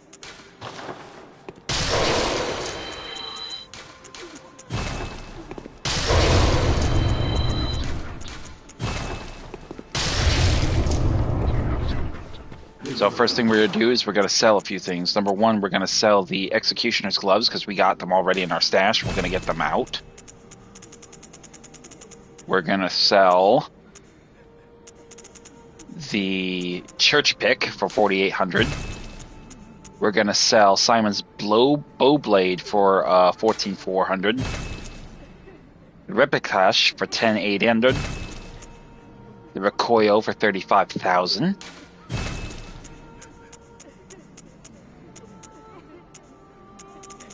And then we're also gonna sell the Lock Shield, one of the Lock Shields, for 42,000. Now we'll sell the outfit. We'll sell the Crown of Illusions for 35,000. Brador's Garbs, at least these 3 pieces anyway. Sell them. Send Yamamura's outfit. Let's sell that as well. Oh, I also found the Constable's Gloves, in case you didn't, in case I did mention it. There you go. They were actually way back, by where we neutralized the Vile Bloods in the Red River, leading to the boss with Ludwig the Accursed. Basically, that's where I found them. me a minute. We'll also sell the knight outfit.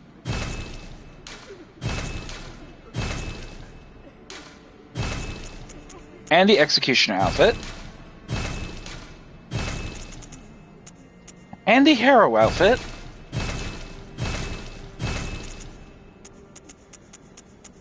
And the decorative hunter outfit.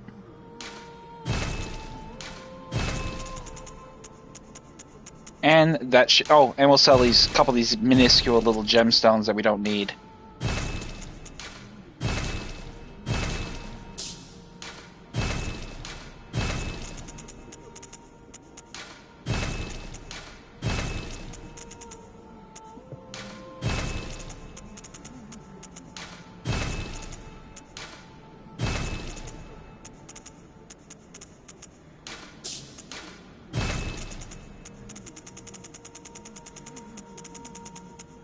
Anything level 15, anything with a 15 rating or lower, anything with a 16 rating or a level 5 or lower, we don't want. I mean, level 5s you can keep, but if they're if they have a rating of 16 and lower, don't keep them. Get rid of them.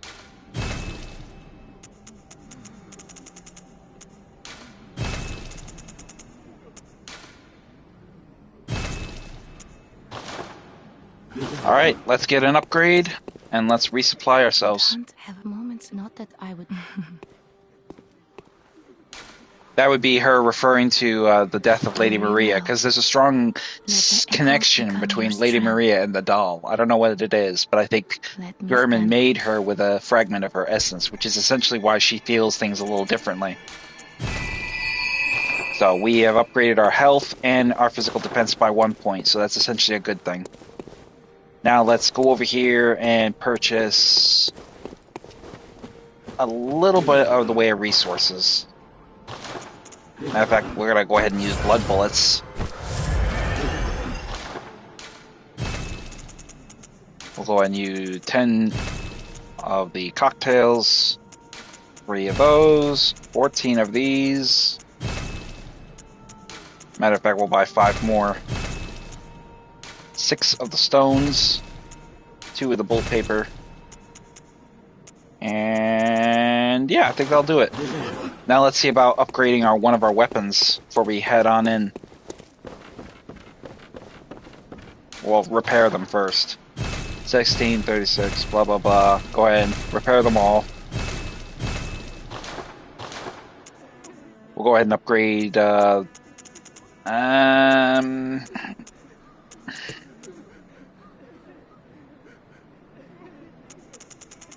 we'll do the Beast Hunter Scythe. And we'll do the Simon Bowblade. And, oh yeah, we could sell the Evelyn too. Forgot about that. We could sell that weapon too. I think we'll get... I'm not going to get a Blood Dragon now, but I'll get a Blood Dragon later. Maybe if I face a Hunter. So let's sell that weapon as well. The Evelyn.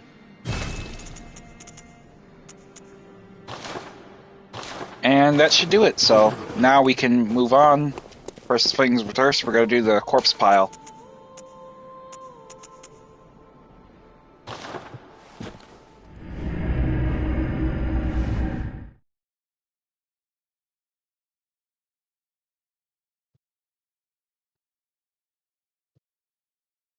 We're actually making very good time here. We're going to be... I think I'll probably end the stream after I get through the DLC.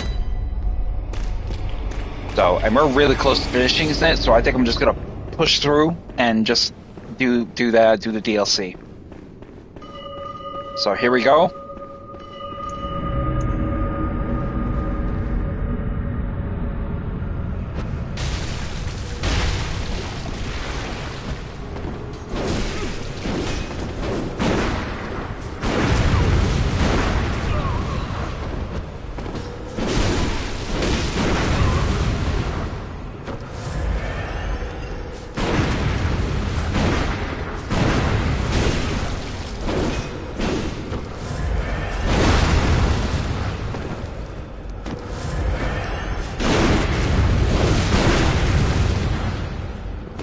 You want me, asshole? Come down here and get me.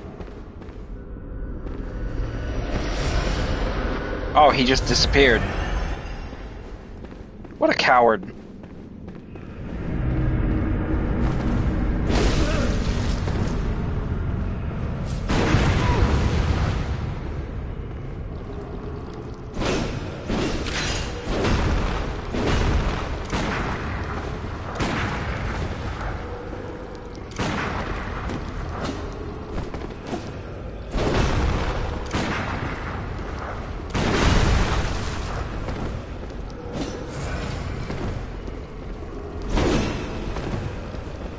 Come get it.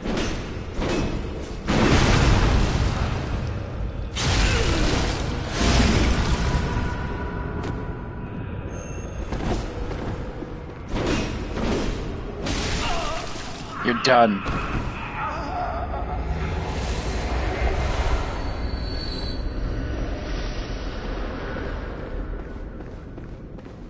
Obviously, got another guy fighting them.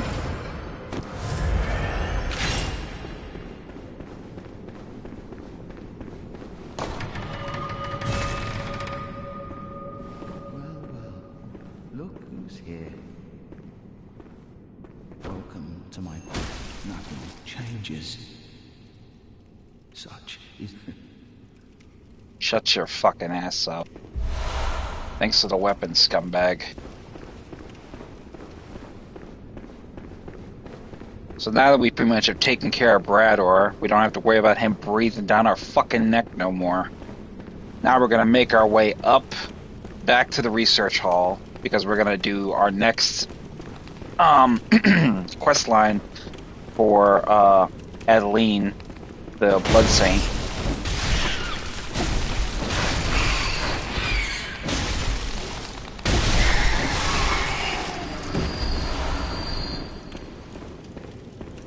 So immediately head up here, board the elevator, and I think we want to put her.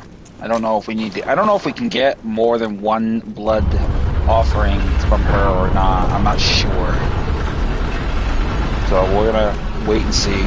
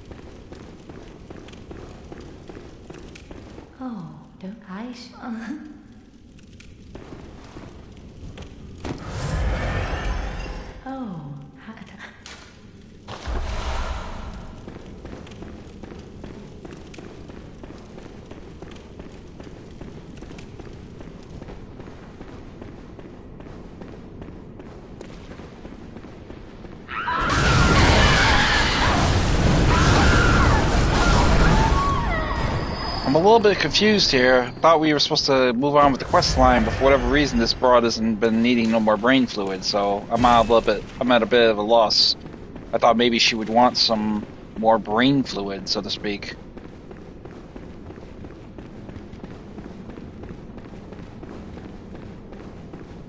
Oh, hello. As I was a blood once you've run. Come on. Girl, what is the holdup? I've got your brain fluid right here. Don't you want to suck it through a straw? Where is it?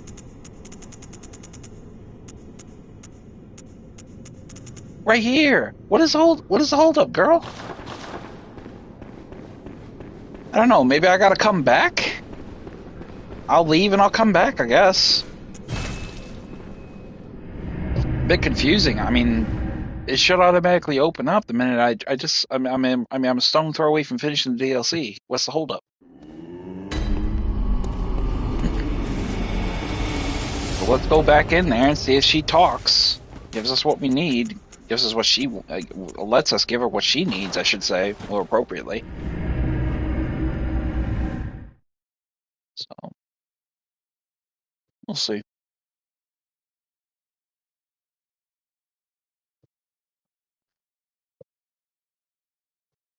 All right, let's go back in here and see if she is needing that brain fluid yet. Oh, I think she is now. Hello, please. Hello, please. Was it? Yes. Hey. All right, now we got the balcony key. Now we can go out here and get the other piece of business.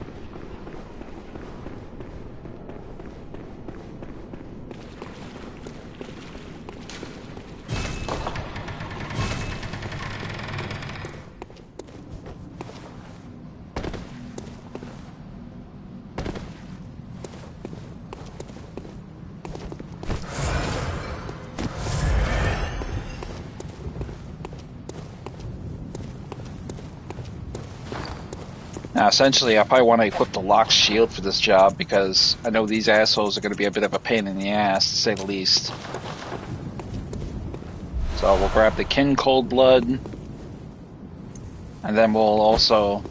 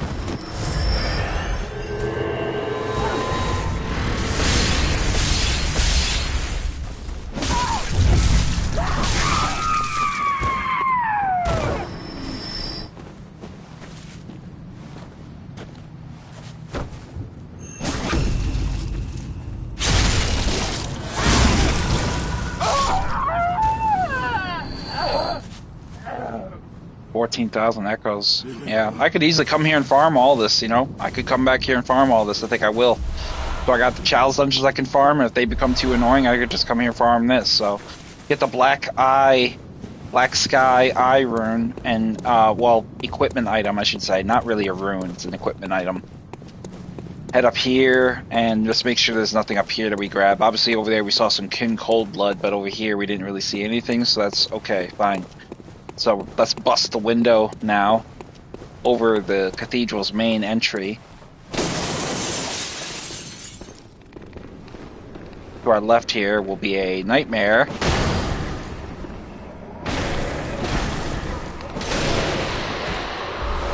With 2 bloodstone chunks. And then over there will be a chest with a blood gemstone. So let's try to see if we can make that leap. Bingo, got it. Now we'll drop down into here. Pulsing damp blood gemstone, which we will sell because it's garbage.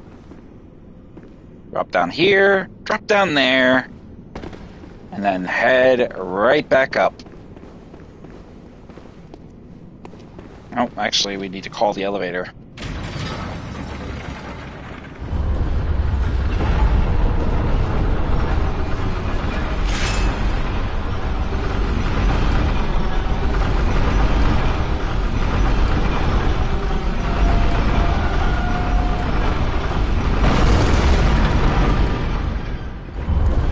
Now we'll take the lantern back to the Hunter's Dream. From the Hunter's Dream to the fishing hamlet. From the fishing hamlet, take the elevator down to the caverns and go through the business of dispatching the winter lanterns, and then follow up with the finishing of the Orphan of Costs. That will neutralize all that work and save us the measure, and then we can just get off the DLC altogether. DLC will be fully completed.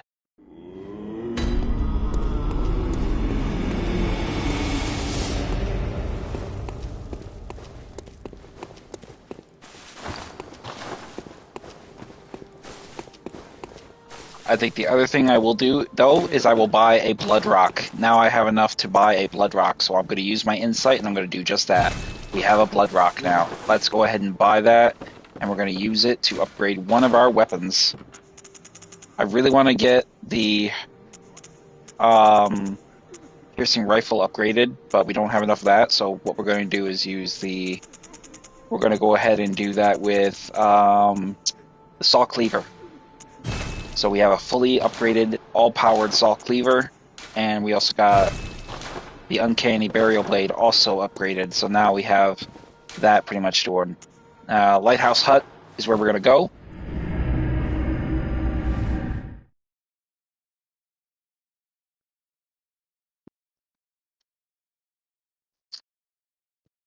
Excuse me.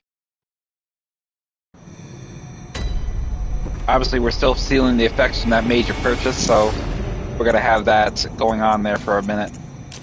Get the sedative ready, because obviously we will be dealing with winter lanterns here momentarily.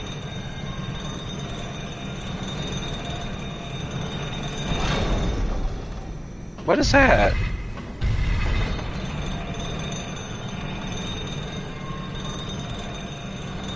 Oh, that's what that is. I thought that was a hidden area that I didn't see. That was actually the way we came from when we took down Brador. I was like, what is that? Wait a minute, what is that? So now we're gonna head through here.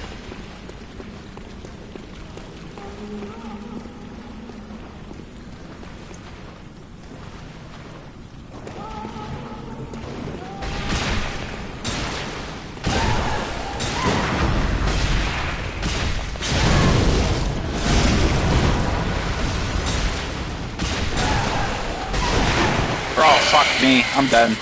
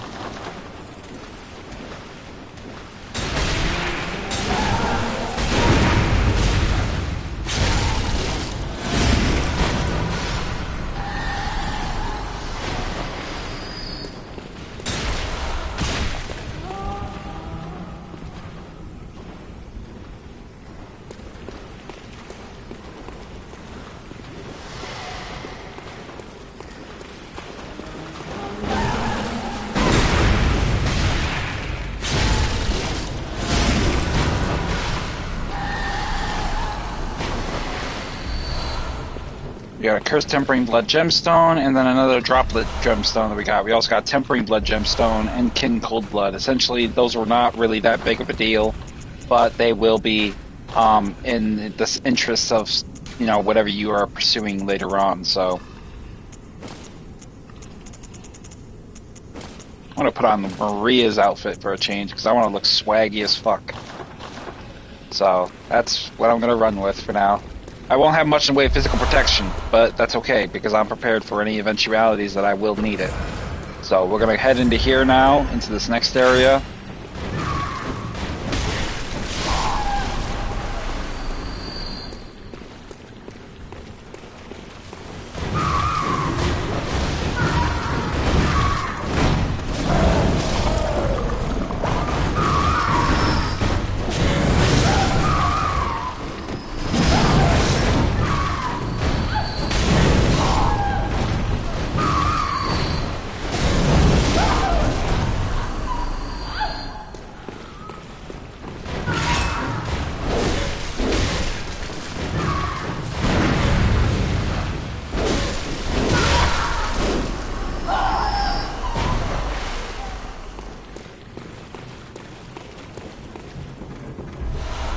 Quicksilver bullets, more Quicksilver bullets.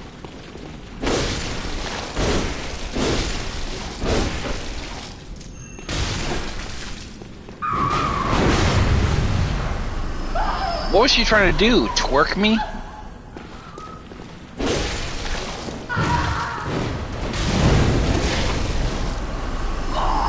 My Saw Cleaver is now a little bit more powerful. It's literally doing one hit as opposed to the other one, as to when it was level 9.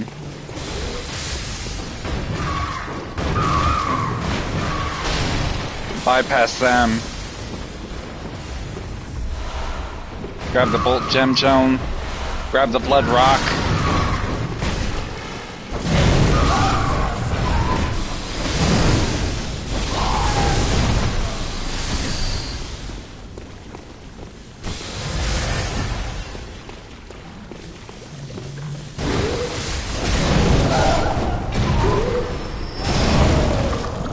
Dickhead.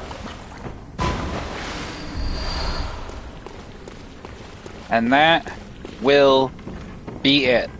We effectively have neutralized all enemy threats in the vicinity, and now we can move on to the real prize of our mission, Kos, or the Orphan of Kos. I always get them confused. I always refer to them as the same person, but essentially they're not. So we're gonna head. This is actually going towards the shark giants, which I do not want to deal with anymore. We're gonna head over here, and we're gonna head out and deal with the Orphan of Kos. We are gonna change our outfit though, because I definitely want a little bit measure of protections. I think we will put on Hedrick's outfit, his pants though, because I want the added protection from the lightning of Kos, or Orphan of Kos, whatever. You get my meaning. You know what I'm trying to say.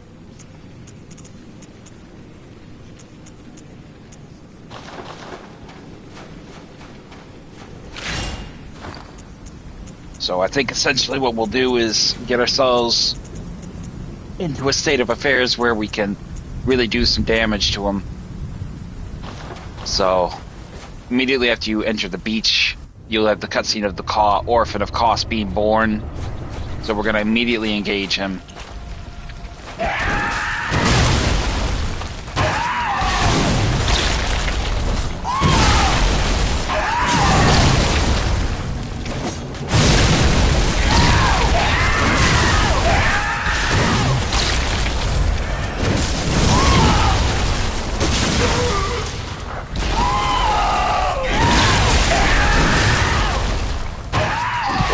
Carry on like a crazy ass bird.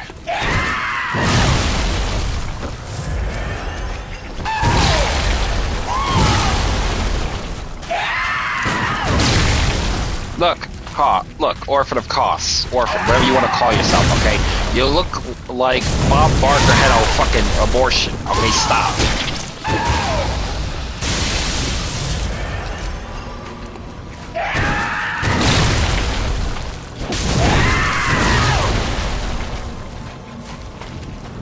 Come on, Squawker. Fucking squawking and screaming like a fucking Aaron. An 8 foot tall, skeletal, old asshole who didn't fucking get the message, apparently, when he's got his death certificate.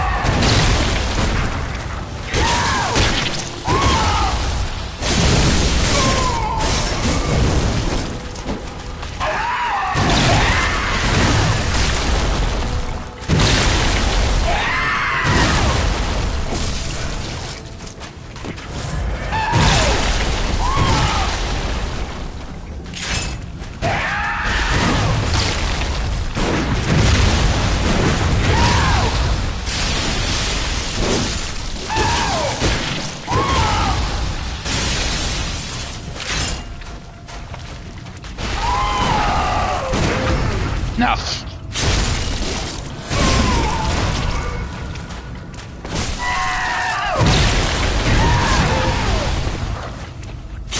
Enough.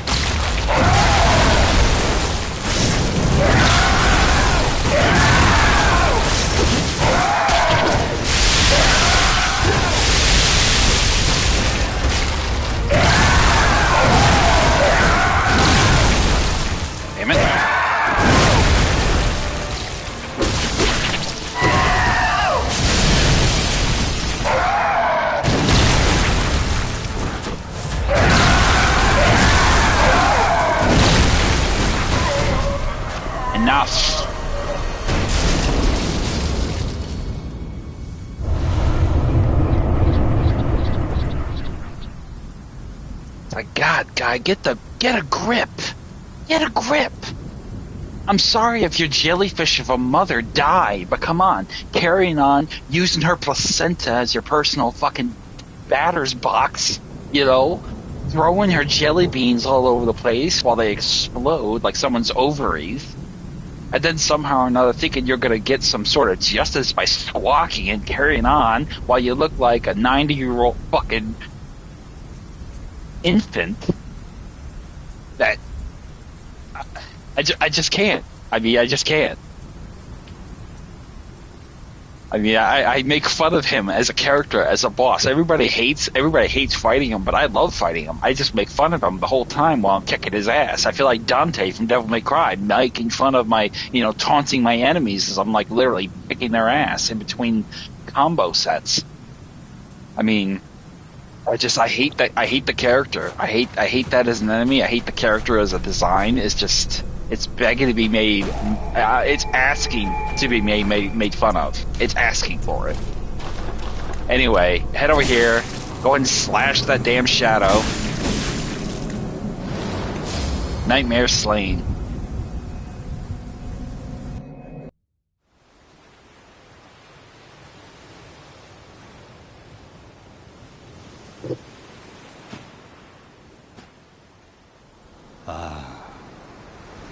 Sweet child of Kos returns to the ocean.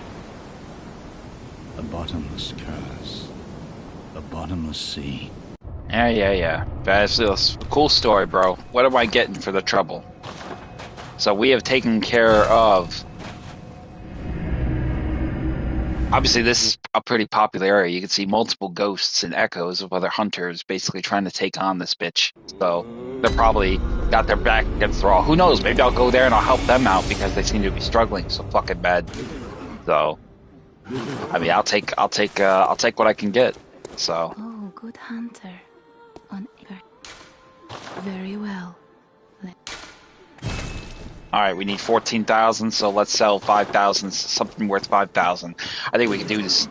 I think we can get away with selling some. Actually, we'll sell the black eye because we got that already. We can get that again.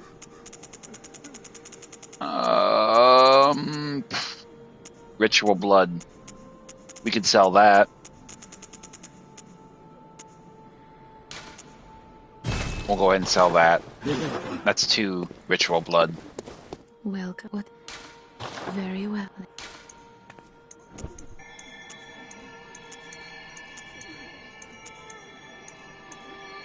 We'll go ahead and raise our arcane magic a little bit. Next thing we'll do our health.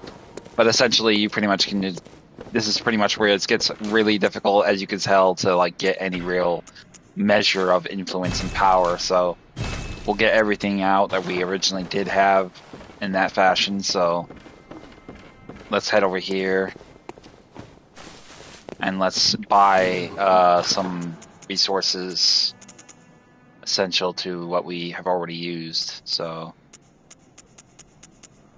definitely want to use some shaman bone blades. So we'll buy 5 of those.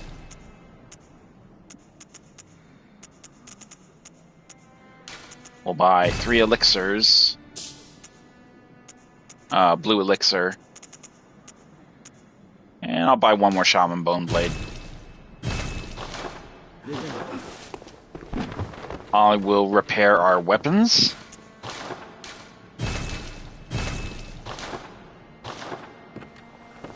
And then, basically, that is where we will stop. Very, very pleased with that. A little annoyed by the Chalice Dungeon giving me so much trouble earlier in the stream. Very irritating. I'm kind of glad I got off that because that was really testing my nerves. But as you can see, we got to the old DLC, Old Hunters DLC. We completed it top to bottom. We took out the Living Failures. We took out Lady Maria. We got most of the weapons and upgrades and accessibilities. We pretty much eliminated Simon right from the jump. So essentially he was out of the equation. We got Brador's Bloodletter, and we got Brador's outfit. Essentially, we'll also sell that probably in the future. I may sell it off stream too, so if I do, it pretty much will, I won't mention it. It's just common sense, common knowledge. Sell the shit. If you got it already, great. If you don't need it, sell it. And then we also took down the Orphan of Kos.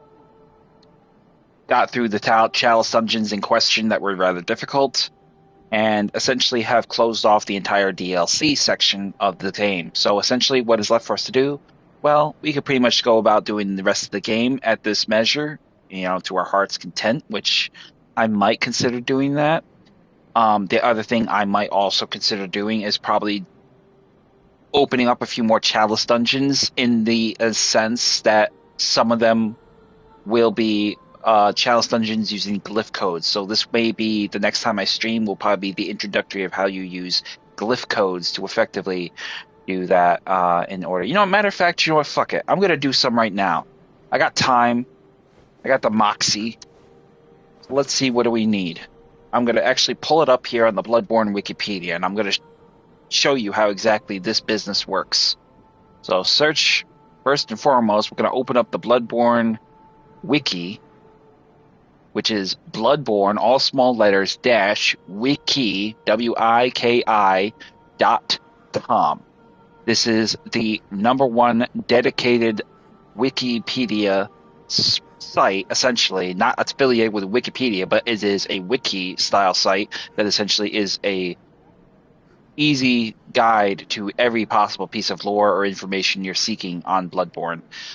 Very handy to locate glyphs, weapons, different quest lines, including charts and basic readouts and calculators of weapon damage, enemy damage, and then the scaling of it as it goes up in difficulty. So it is very handy. So I'm going to basically show how this works. But I think the most important thing to really bring about is essentially the kinds of glyphs you're looking, the kind of what you're looking for when you do these glyphs. Now, essentially, if you do searches on the internet, you can find any number of Bloodborne glyph codes that essentially open up certain Chalice Dungeons. Some are very hard, some are very easy, but essentially they all serve one important purpose or another, is the glyph code. The glyph code essentially is basically like GPS coordinates, if you will. It will put you in the proprietary of the right area of the right Chalice Dungeon for the right reason that you're looking for. So if you're looking for a specific weapon, if you're looking for a rune you do not have, if you're looking for a really good payout of blood echoes, if you're looking for really powerful blood gemstones, glyph codes are the best ways to find any or all of these things. So what I'll do is I'll show you how essentially we're going to use glyph codes to find what we're looking for. So let's go into our inventory and see what runes we have. So obviously we have the clockwise metamorphosis runes complete.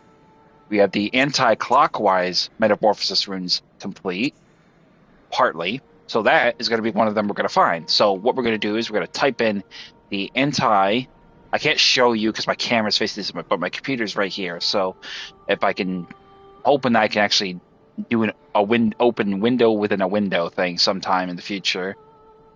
So we're going to type in anti-clockwise metamorphosis, and it pulls it up right here.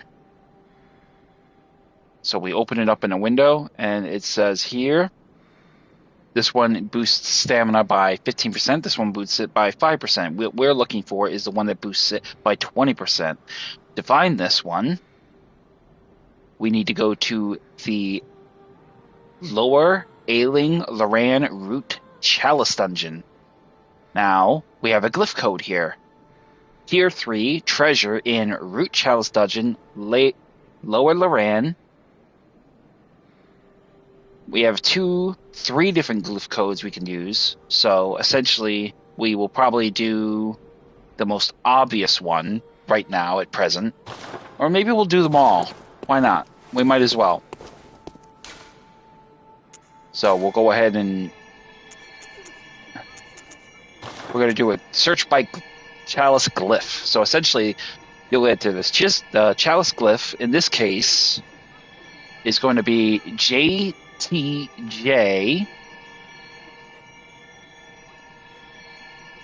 UH8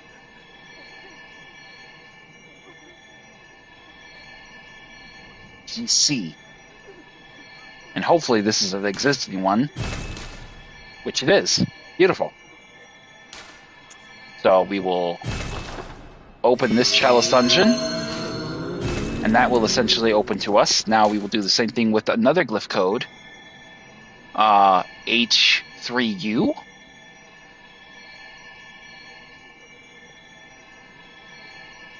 P6Y. Now, some of these may work, some of them may not. They may be no good, so don't count these out as being accurate until you've tested them.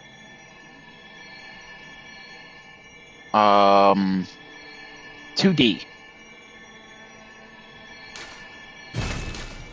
And we have another one.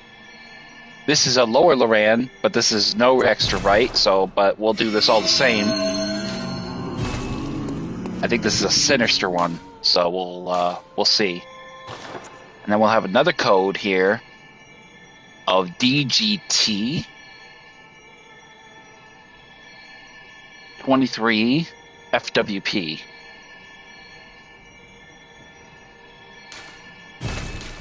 And there's another one. Sumerian. That's interesting. That's what it says. So, I guess we'll give that a go. Maybe a bit weak, but maybe we'll get lucky and we'll find it there. So, essentially, those are good ones for that. So, let's find another one. Let's try a weapon that we need. So, let's take a look and see here. First, we'll go back to our weapon collection and see what ones we have here. So, we have the Saw Cleaver, the Uncanny Saw Cleaver, the Lost, Uncanny Lost. We need the Uncanny Hunter Axe, I think. So we have the Hunter Axe in our inventory, and we have the Lost Hunter Axe. So let's find the Uncanny Hunter Axe. So we're going to go ahead and go into the Wikipedia again. And in the search bar, we're going to type in the Uncanny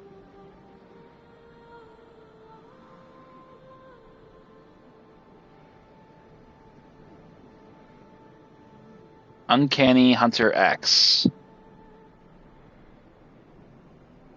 And then that basically will pull up the Hunter Axe weapon in the Wikipedia.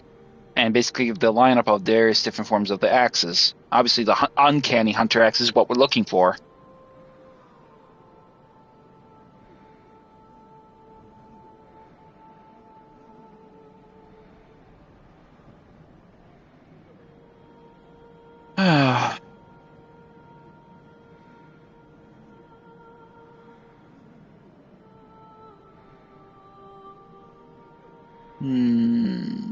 Okay, we have the Hintertomb.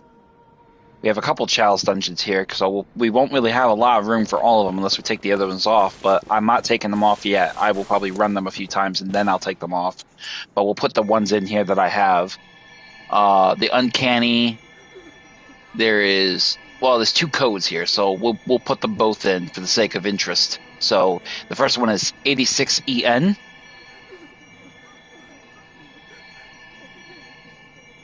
47 TC. This is going to be a Hintertomb Chalice Dungeon, so we'll run this one.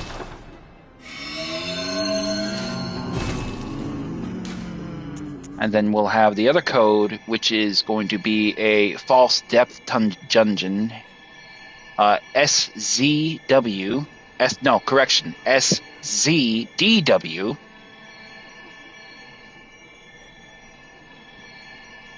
J6N9.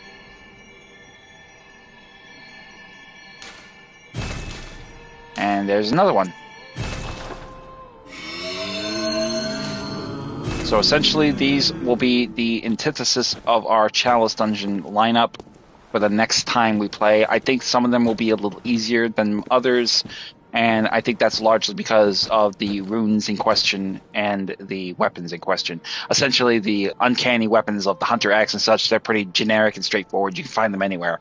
But the ones that are actually much more gruesomely, like the level 3 anti-clockwise rune, very hard to find that. It's a level 3 one, so essentially we're going to have to go into some really heavy-ass shit to get it. Don't know what we're going to walk into there, but maybe I'll probably get a scouting point of that, and then I'll do the stream with that. But essentially that is the entirety of what we're going to go with in that sense. But the next time I turn on the stream, I think essentially I will be pursuing the scope of getting myself through the Yargul Unseen Village, getting myself situated within the Nightmare of Mensis, and then pretty much going forward from there with any other Chalice Dungeons in scale before I wrap up the playthrough with neutralizing Gurman and getting the second ending for this playthrough. So that is everything I've got for you, and that is everything I've got for now. So thank you very much for tuning in. I apologize if we lost a little time with the Chalice Dungeon. That was a huge pain in the ass, but I'm glad I got through it. Isu, Loran, great Thumerian Ill, terribly difficult Chalice Dungeons, especially with Cursed, Rotted, and Fettered Offerings. I was getting very fucking frustrated, very agitated, was not really satisfied with how I was performing, and it was just incredibly cheap for me to get killed that many times by witches and mad ones and asshole big-ass ghoulies with their guns and dogs. It was just frustrating beyond oblivion. So, but I'm glad I got through it. We got through a lot of that. We got through the Old Hunters DLC. We completed a lot of the quest lines, and we got a lot of good stuff in the long run. Everything from runes to weapons to echoes to everything. So, thank you very much for tuning in.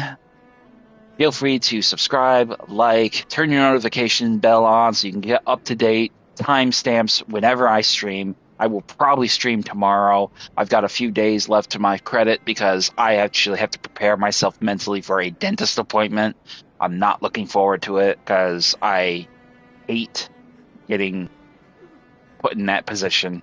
But, you know, you do what you got to do. I have a terrible condition I've been trying to overcome, which basically was I had a tumor removed, which is why I lost all this. I actually can't feel part of my face. I had a tumor removed and I had to have all this done. So now I'm more religiously basically keeping up every 6 months or so with regular cleanings and testings to make sure it doesn't come back.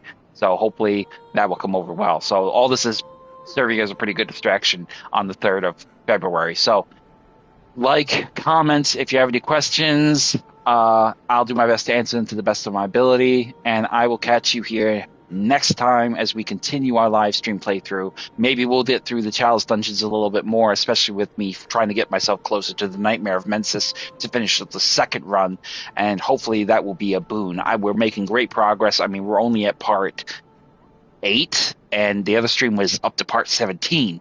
So we're like zipping right through it because I did most of the work with the Chalice Dungeons through the previous stream. So I will catch you here next time as we continue our live stream playthrough and coverage of our second run of Bloodborne. I'm Savage Squishy 86, and I will see you guys next time.